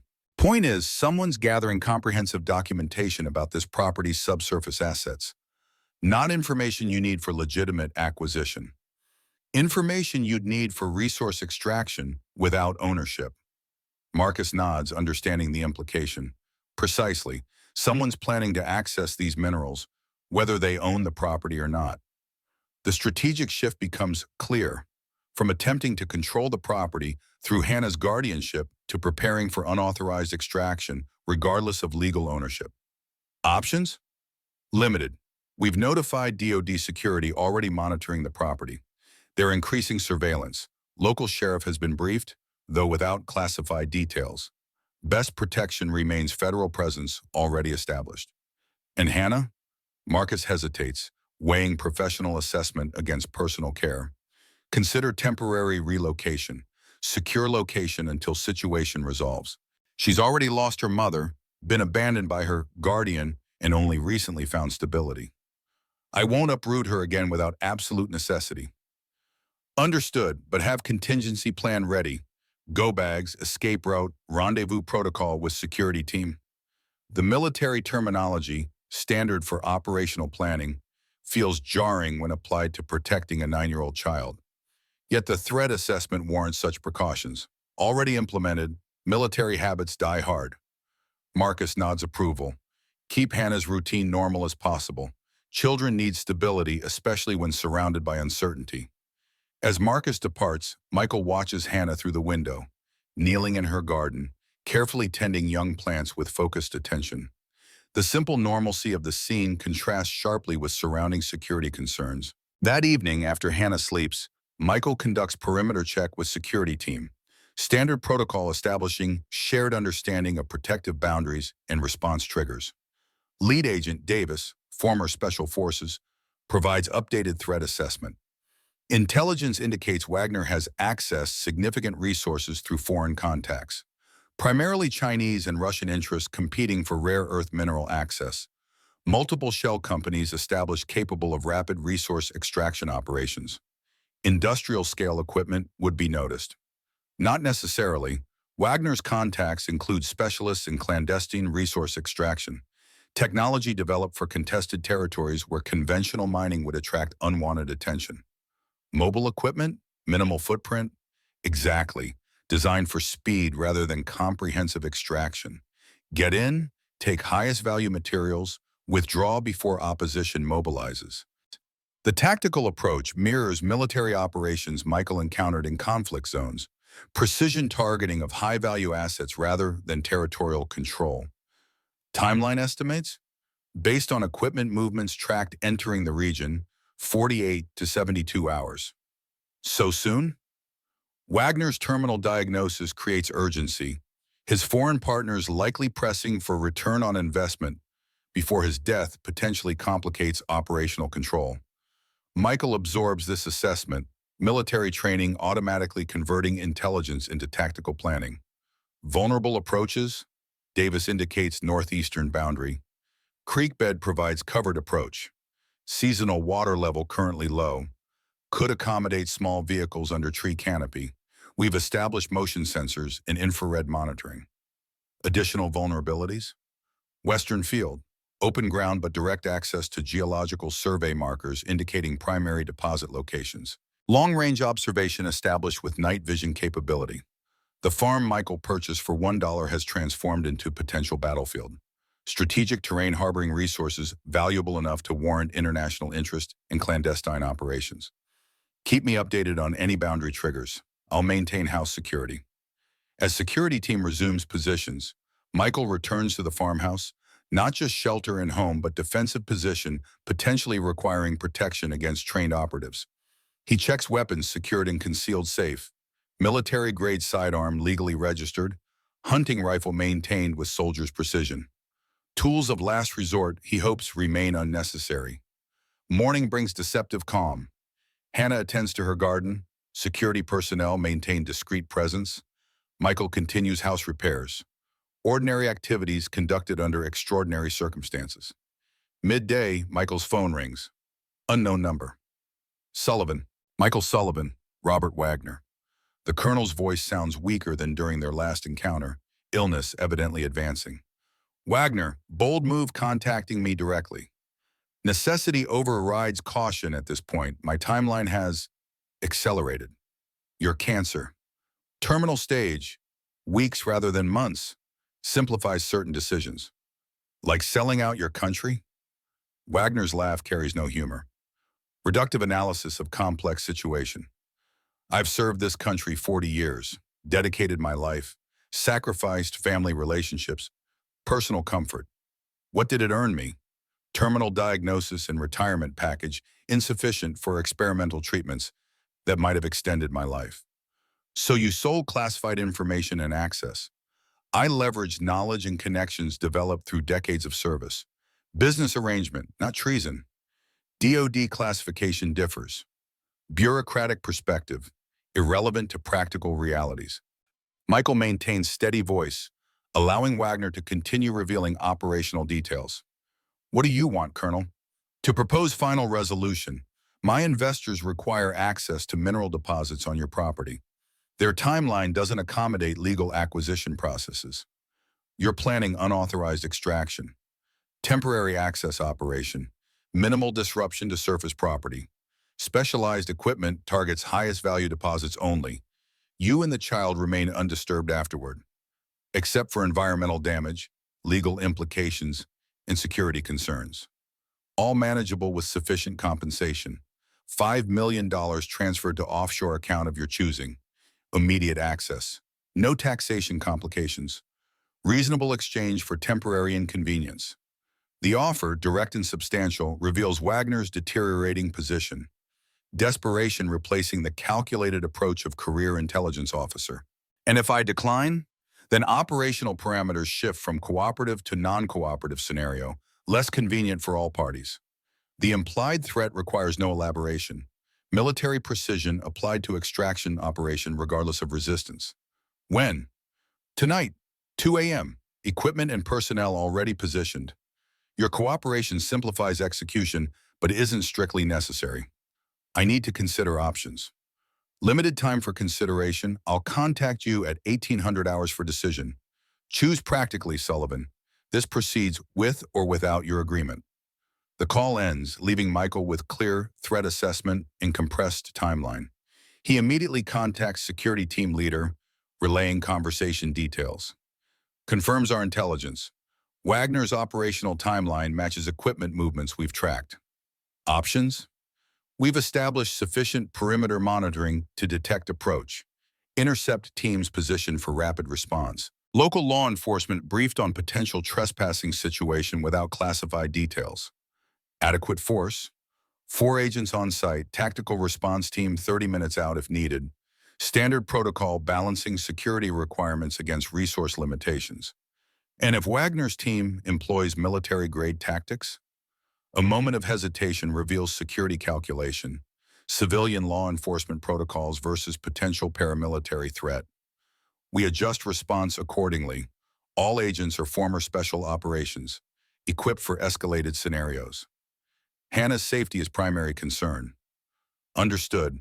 We've established secure extraction protocol if situation warrants. Agent Parker positioned near house specifically for civilian protection. Michael considers contingency planning, military habit analyzing potential scenarios and appropriate responses. I need to move Hannah to secure location before operational window. Recommended. We can arrange transport to FBI safe house in Burlington. No, too institutional, too traumatic. She's already experienced enough disruption. Michael makes decision based on Hannah's emotional welfare rather than purely tactical considerations. Lucy Thompson, neighbor who's been Hannah's support through everything. Hannah trusts her completely. We'll establish security monitoring at Thompson residence. Additional agent assigned to location. Arrangements finalized. Michael prepares Hannah for temporary relocation, presenting it as special sleepover with Lucy rather than security necessity. Lucy invited you to stay tonight. She's planning cookies and stories about when your mom was little. Hannah studies him with perceptive gaze that misses nothing. Because of the bad men coming? The direct question confirms Hannah's awareness exceeds what adults have explicitly shared. Some people might visit the farm tonight. Nothing for you to worry about, but better if you're having fun with Lucy. Hannah nods, accepting explanation without further questioning. Her simple trust represents progress in their relationship, confidence that Michael makes decisions for her welfare rather than abandonment. That evening, Michael drives Hannah to Lucy's home, agent following discreetly in a separate vehicle. Lucy welcomes Hannah with grandmother's warmth, her awareness of surrounding security concerns carefully concealed beneath ordinary hospitality. We'll have a wonderful time. I've found more photos of your mother when she was your age.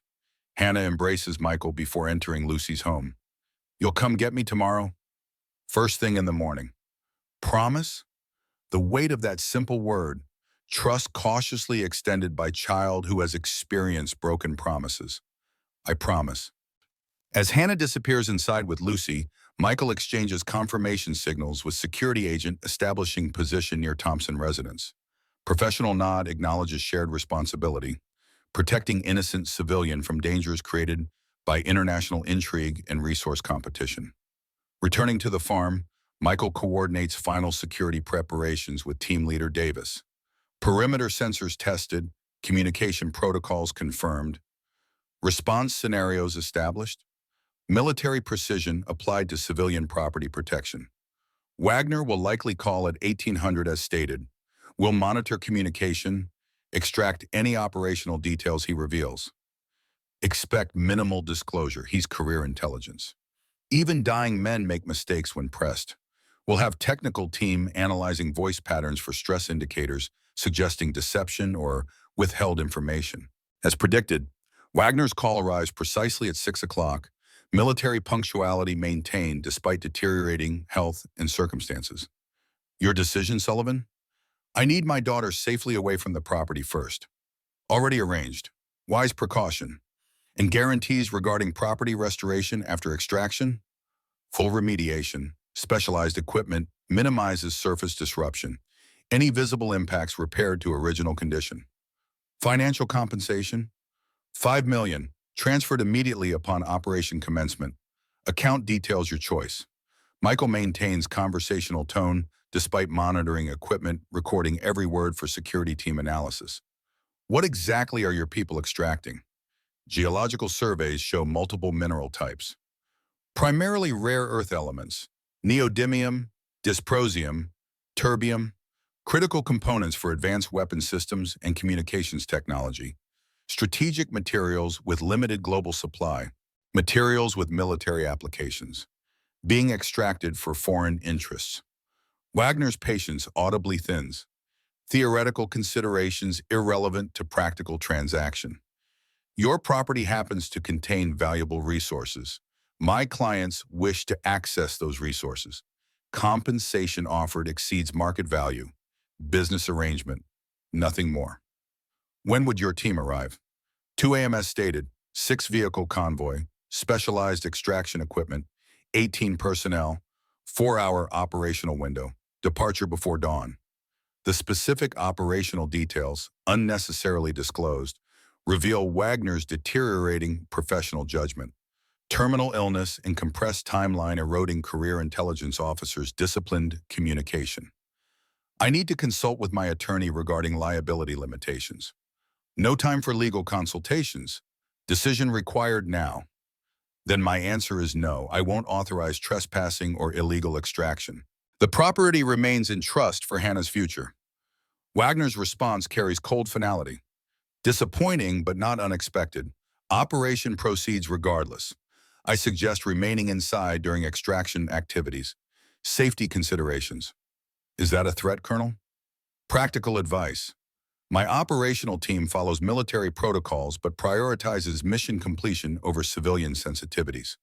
The call ends, leaving Michael with confirmed threat and operational timeline.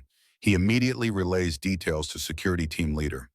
6 vehicles, 18 personnel, specialized equipment, 2 a.m. arrival timeline confirmed. Matches our intelligence assessment and unusual level of operational detail from Wagner. Suggests deteriorating condition affecting judgment or deliberate misdirection. Davis nods, professional appreciation for counterintelligence possibility. We've accounted for alternate scenarios. Additional monitoring established on all potential approach routes. Tactical response adjusted for various entry configurations. Night falls across the farm, darkness broken only by distant security lights and occasional sweep of agent flashlights during perimeter checks. The house stands silent, windows darken to preserve night vision advantage. Michael maintaining observation position with clear sight lines to likely approach routes. Midnight passes without incident. The farm settles into deeper silence. Crickets and distant owl calls providing natural soundtrack to growing tension. Michael conducts weapons check. Military habit ingrained through years of combat zone deployments. Primary sidearm, backup weapon, hunting rifle. Tools of last resort positioned for rapid access if needed. 1 a.m. Davis reports perimeter sensors registering multiple heat signatures approaching from northeastern boundary, creek bed approach as anticipated.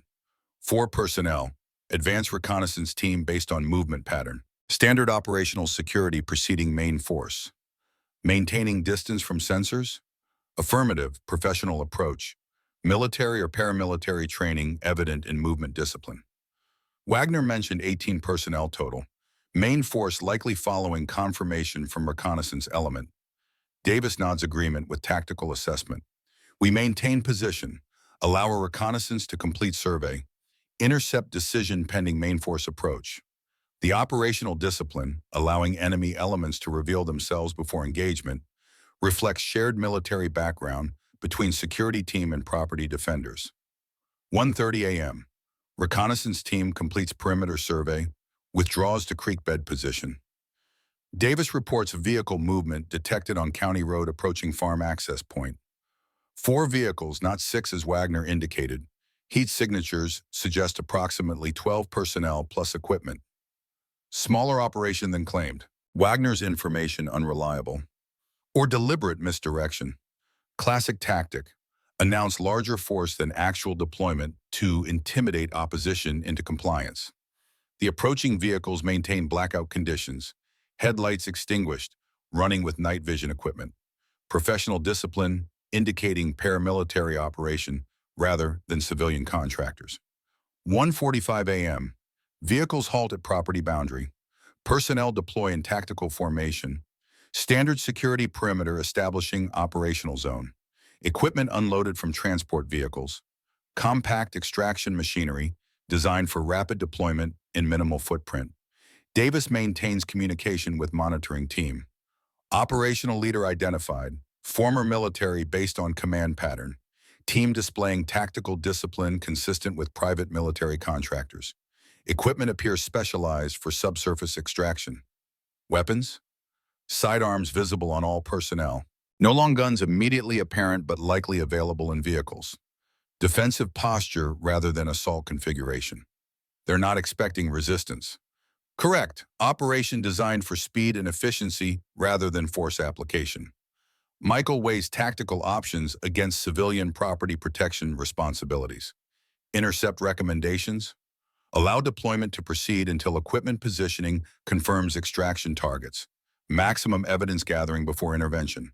Federal agents position for recorded documentation of trespassing and attempted resource theft. 2 a.m. Extraction team moves equipment toward primary geological marker, indicating highest concentration of valuable minerals. Operational discipline maintained, minimal communication, efficient movement, professional security posture. Davis signals intercept initiation. All units in position, intervention on my mark. The security team's approach exemplifies federal law enforcement precision, simultaneous convergence from multiple directions, overwhelming presence rather than immediate force application, clear verbal commands establishing legal authority. Federal agents, stop all movement, hands visible. You are trespassing on private property and attempting illegal resource extraction. The extraction team's response reveals professional training. Immediate halt, hands raised, no resistance offered. Classic security contractor protocol. When confronted by legitimate government authority, compliance rather than escalation. Operational leader maintains composed demeanor despite interruption. This property access was arranged with the owner. We have authorization for limited mineral sampling.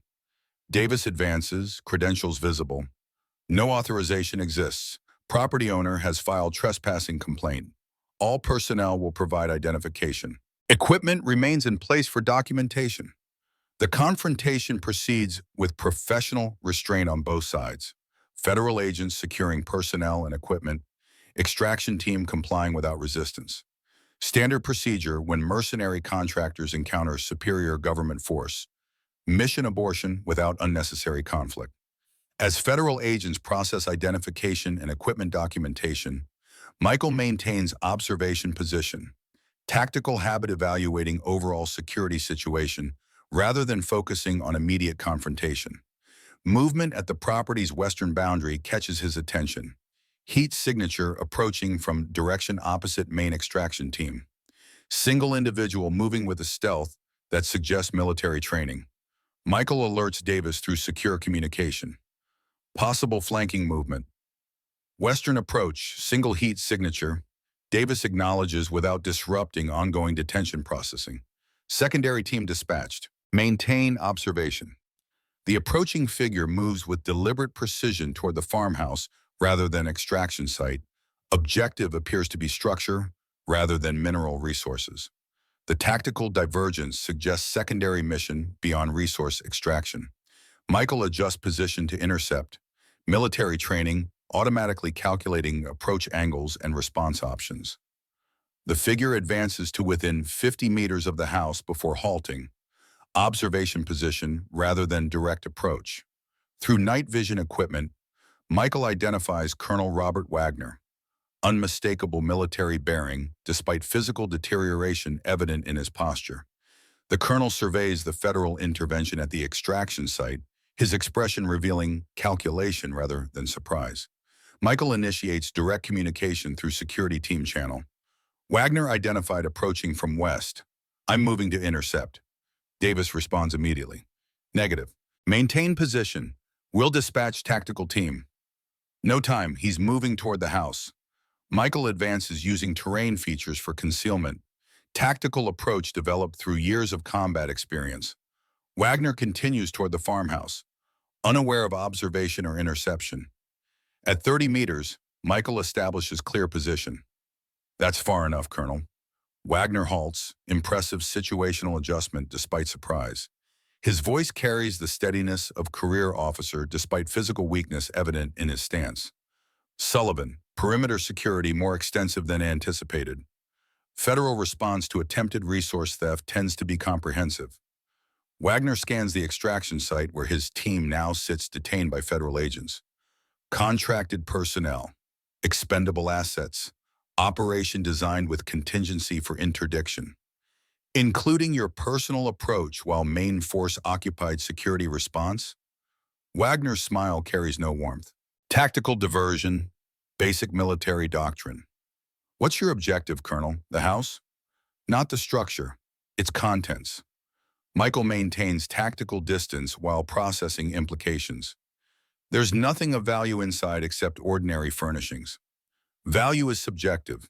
Rebecca Sullivan maintained detailed geological surveys predating official assessments, private documentation identifying secondary deposits beyond those in public records. The revelation aligns with Lucy's descriptions of Rebecca's methodical nature, her attention to property details extending beyond surface appearances. How would you know what records Rebecca kept? I visited frequently during Eleanor's guardianship, conducted thorough examination of property documentation. Rebecca's original surveys were missing. Logical conclusion, concealed somewhere in the house. Why not simply ask Eleanor to search? Eleanor's emotional investment in the child complicated operational security. Compartmentalized approach more efficient.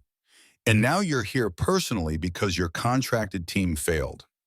Wagner's expression reveals nothing. Professional discipline maintained despite advancing illness and operational compromise.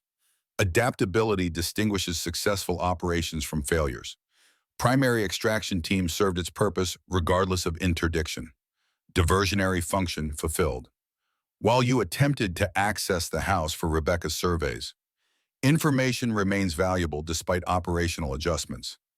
Michael studies the man before him. Career intelligence officer reduced to personal infiltration, physical strength diminished by disease, yet maintaining operational focus. It's over, Colonel. Federal agents have your extraction team. Your foreign investors will disavow any connection. Your legacy is finished. Wagner's expression hardens. Legacy was never operational concern. Practical considerations supersede reputation.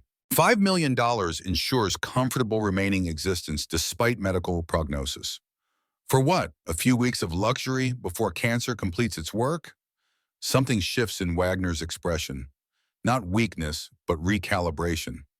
Not for myself, for Thomas's son. The statement lands with unexpected impact. Thomas Wagner, nephew whose death catalyzed years of manipulation and vendetta, had a child Michael never knew existed. Thomas had a son? Born 6 months after his death. Mother was combat zone interpreter. Relationship undocumented due to operational security requirements. Child now 8 years old, living with maternal grandparents in Michigan. Does Eleanor know? Negative. Information compartmentalized for child's protection. Eleanor's emotional instability presented security risk. So all this, the false notifications, manipulating Eleanor, the mineral extraction operation, was for Thomas's son. Wagner's professional demeanor slipped slightly, revealing human motivation beneath operational calculation. Family obligation transcends professional boundaries. Thomas died following my operational plan. Responsibility for his son's welfare falls to me by extension. The revelation transforms understanding of Wagner's actions, not merely foreign intelligence cooperation for personal gain, but complex mix of familial responsibility, misguided loyalty, and operational training applied to personal crisis. There were legitimate ways to provide for the child, military survivor benefits, educational trusts, legal channels. Insufficient resources. Child requires specialized medical care. Congenital heart condition requires ongoing treatment beyond standard insurance coverage. International medical options offer higher success rates at significant cost. On the justification, Baron, caring for family member with medical needs, echoes through military history. Service members driven to desperate measures by healthcare systems, inadequate for dependence requirements. Does the boy know about Hannah, that he has a cousin? Wagner's hesitation reveals uncharacteristic uncertainty. Negative, operational security dictated information restriction. Operational security, or preventing human connection that might complicate your plans? The accusation lands with precision Wagner himself would appreciate in different circumstances. Tactical assessment, not emotional manipulation. These aren't tactical assets, Colonel. They're children. Family members with right to know each other exists. Wagner's professional facade shows increasing strain, illness and confrontation eroding career discipline. Operational objectives required compartmentalization. Your military justifications don't apply to family relationships. Thomas would want his son to know his cousin, to have connection to his father's family beyond financial provision. For the first time, Wagner's expression reveals genuine conflict, professional calculation versus human consideration. Operational parameters didn't account for personal connections because you reduced family to tactical problem, saw people as assets to manipulate rather than individuals with legitimate needs and rights. Federal agents approached from the extraction site, having secured contractors and equipment. Wagner observes their advance with tactical assessment, but makes no move toward escape or resistance. It appears our conversation concludes shortly. One last question, Colonel. What's the boy's name? The simple human inquiry penetrates professional barriers more effectively than tactical confrontation. Matthew. Matthew Thomas Wagner. The name, carrying continuation of family legacy, humanizes the abstract asset Wagner sought to protect through increasingly desperate measures. Hannah should meet her cousin when this is resolved. Wagner studies Michael with new assessment. You would facilitate that connection, despite everything? Family transcends operational parameters, Colonel, something you understood but applied incorrectly. Federal agents arrive, establishing security perimeter around Wagner. The colonel submits to detention procedures with military dignity, standing straight despite physical weakness, responding to commands with ingrained precision. As agents prepare transportation, Wagner addresses Michael one final time. Sullivan, the geological surveys. Rebecca concealed them behind the loose baseboard in the master bedroom. North wall, she was methodical about documentation. The voluntary disclosure, information that might have retained value for bargaining, suggests Wagner's priorities have shifted from operational security to family legacy. I'll make sure both children benefit from whatever resources the property contains, properly and legally. Wagner nods once, officer acknowledging order, before federal agents escort him to waiting vehicle. Dawn breaks as federal presence gradually withdraws. Extraction equipment confiscated, contractors transported for processing, Colonel Wagner taken into custody. The farm returns to morning quiet, birds reclaiming territory temporarily disrupted by human intrusion. Michael conducts thorough inspection of the house, locating the concealed compartment Wagner described. Inside, Rebecca's meticulous documentation, detailed geological surveys identifying mineral deposits across the property, handwritten notes evaluating potential values, carefully preserved correspondence with environmental consultants regarding sustainable extraction options. Rebecca had known about the property's subsurface value long before official surveys, had researched responsible development approaches that would preserve the land's agricultural capacity while utilizing mineral resources, had prepared comprehensive documentation for Hannah's future benefit.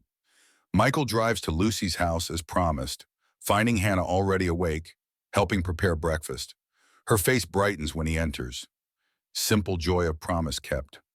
Adult returning when expected. You came back. I promised I would.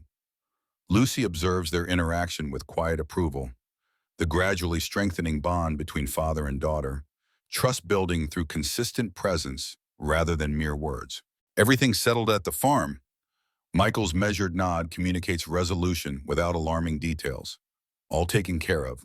We can go home whenever Hannah's ready. The term home, casually applied to the farmhouse they've shared for weeks, carries emotional weight beyond its simple syllables.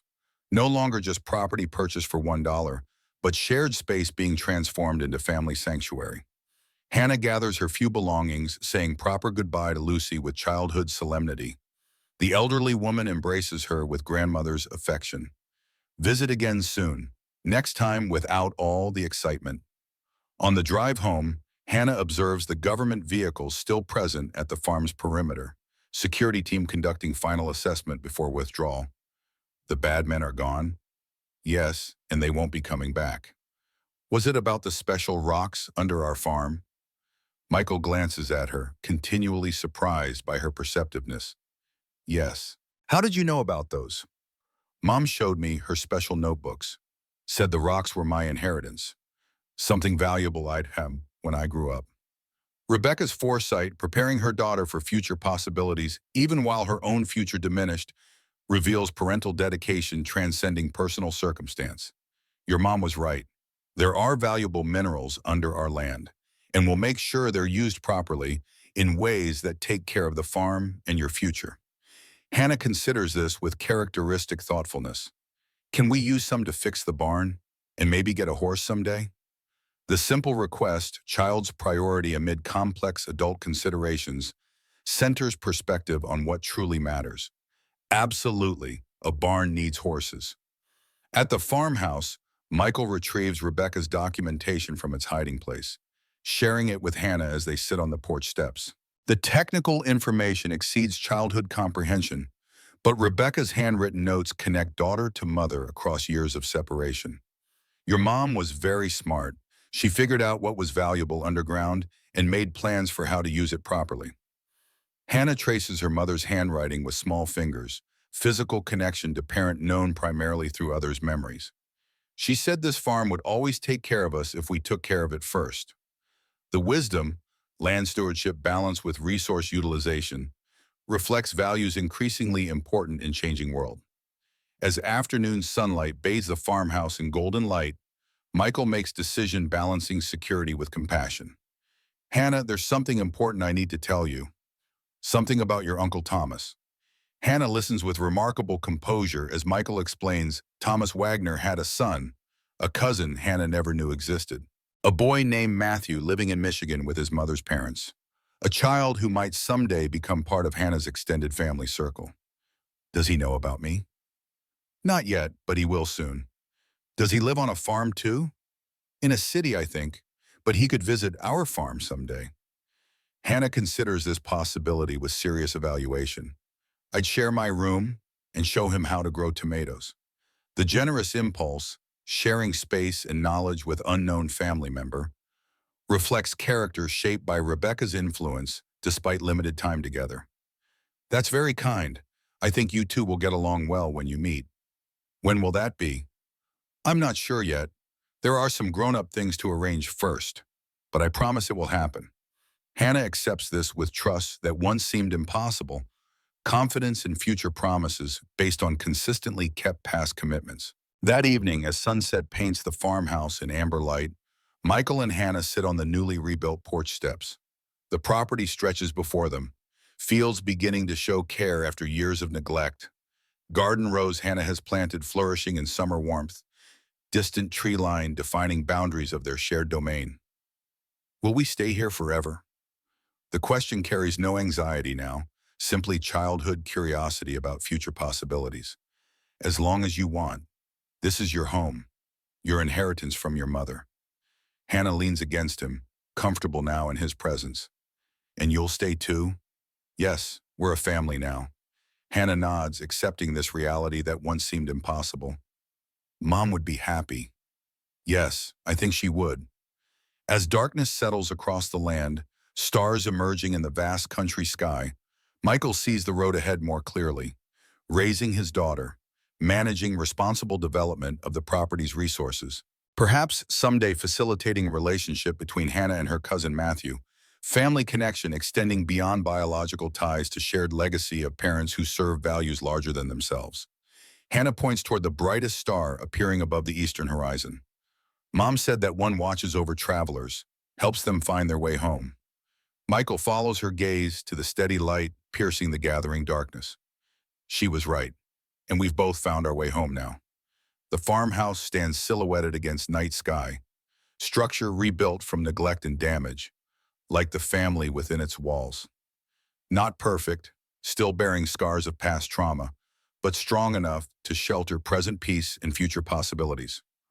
$1 purchase price, $7 million in mineral rights. But the true inheritance, family bonds restored against impossible odds, remains beyond any market valuation. 4 months pass. Autumn paints the Sullivan farm in gold and crimson, trees surrendering summer green to seasonal change. The house stands transformed, roof completely restored, fresh paint brightening weathered siding, windows gleaming in morning light. Not new, but renewed, like the family within its walls. Michael sits at the kitchen table reviewing documents from Marcus Reynolds' legal framework establishing responsible development of the property's mineral resources. Limited extraction rights granted to American-owned corporation with proven environmental record. Royalty structure ensuring Hannah's financial security while preserving agricultural viability of the land. Colonel Robert Wagner received 5-year federal sentence, reduced from potential 20 due to terminal illness in cooperation with intelligence agencies. His assistance dismantling foreign resource acquisition networks earned consideration despite his betrayal of oath and country. A complicated legacy for a career officer who lost his moral compass while trying to fulfill family obligation.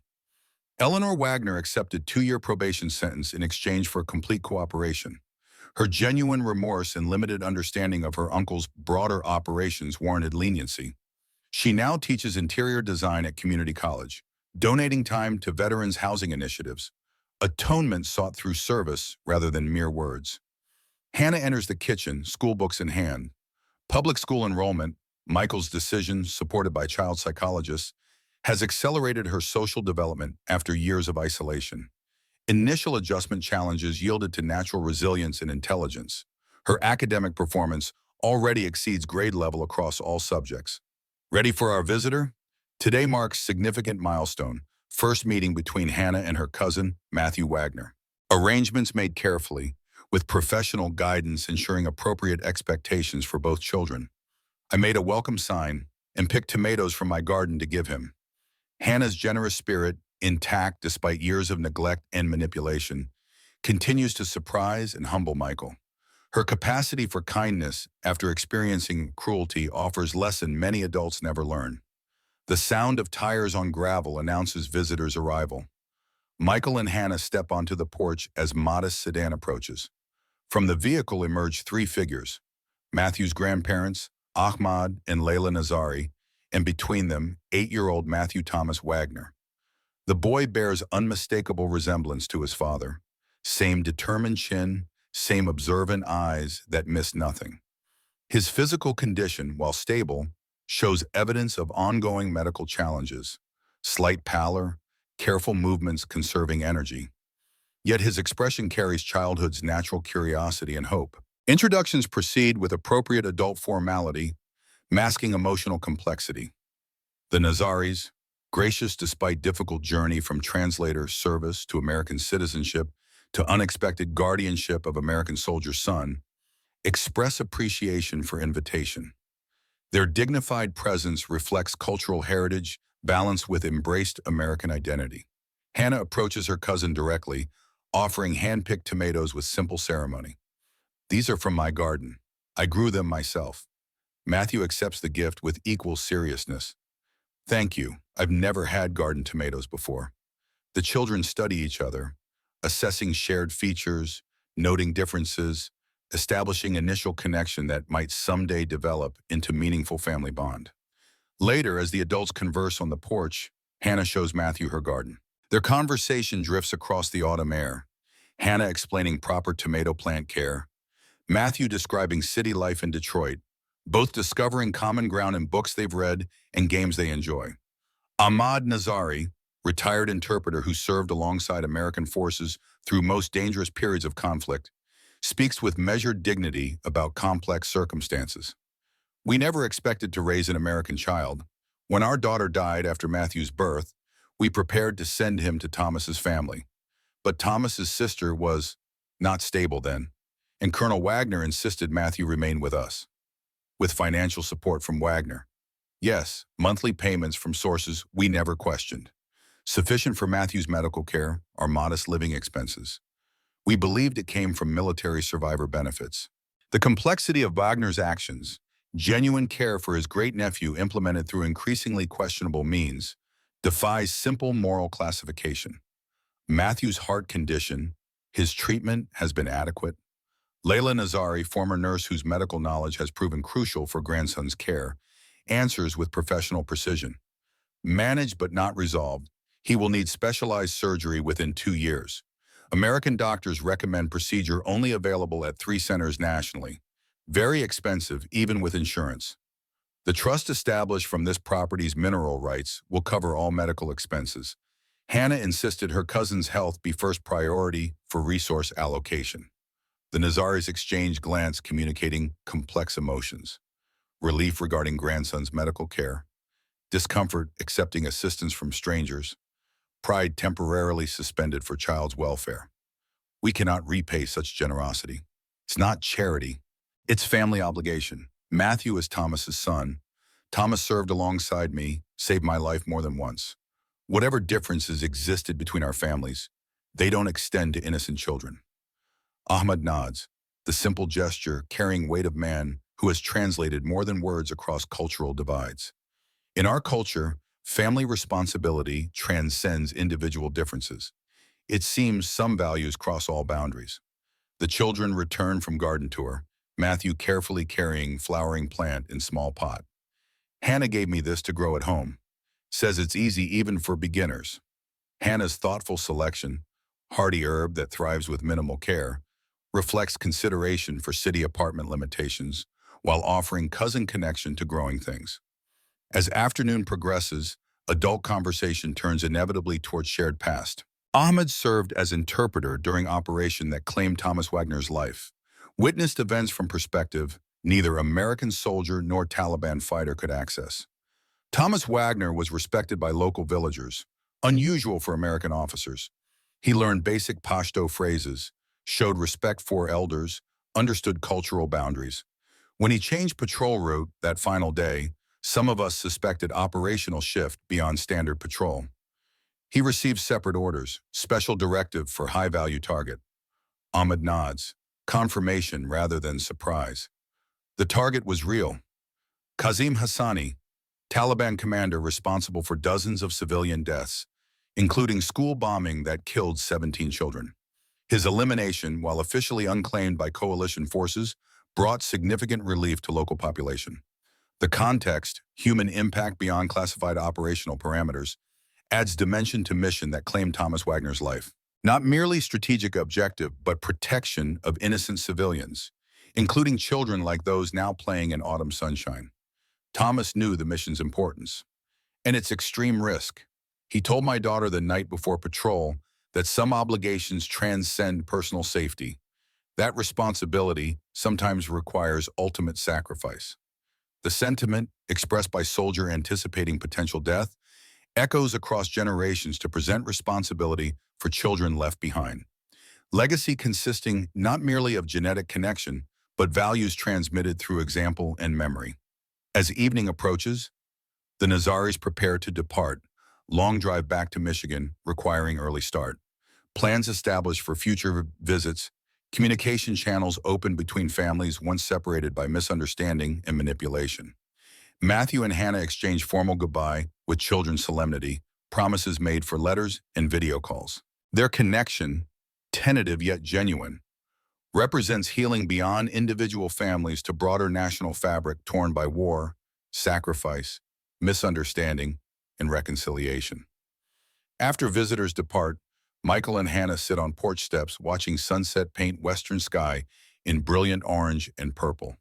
The farm stretches before them, fields harvested for first season since Michael's return, barn partially restored, fruit trees pruned for next year's production. Work in progress, like healing itself. Did you like your cousin? Yes, he knows lots about space and dinosaurs, but he's never grown anything or seen real farm animals. We'll change that next visit. Maybe by then we'll have those horses you wanted. Hannah leans against Michael, comfortable silence settling between them. Finally, she asks a question that reveals ongoing processing of complex family history. Dad, do you think Uncle Thomas would be happy about today? Michael considers carefully, respecting the question's weight. Yes, Thomas understood the importance of family, of taking care of people who depend on you. I think he'd be especially proud of you for sharing your garden with Matthew. Even though his sister was mean to Mom and his uncle did bad things. Family is complicated, Hannah. People make mistakes, sometimes terrible ones. But Thomas himself was a good man who tried to do what was right, just like you're doing by being kind to Matthew. Hannah absorbs this, her expression suggesting deeper understanding than her years might suggest. I'm glad they came. It feels right somehow. The simple observation, emotional truth recognized by child's uncomplicated wisdom, affirms decision to bridge family divisions through next generation. As darkness settles across the land, stars emerging in autumn sky, Hannah points toward familiar constellation. There's the traveler's star again. It's always there, even when we can't see it during daylight. Like how mom is always with us, even though we can't see her. Exactly like that. The farmhouse stands silhouetted against night sky, structure rebuilt from neglect, family reconstructed from broken pieces, legacy reclaimed from those who would exploit it. Not perfect, still bearing scars of past trauma, but strong enough for present peace and future possibility. $1 purchase price, $7 million in mineral rights. But the true inheritance, values of service, responsibility, and reconciliation passed through generations, remains beyond any market valuation.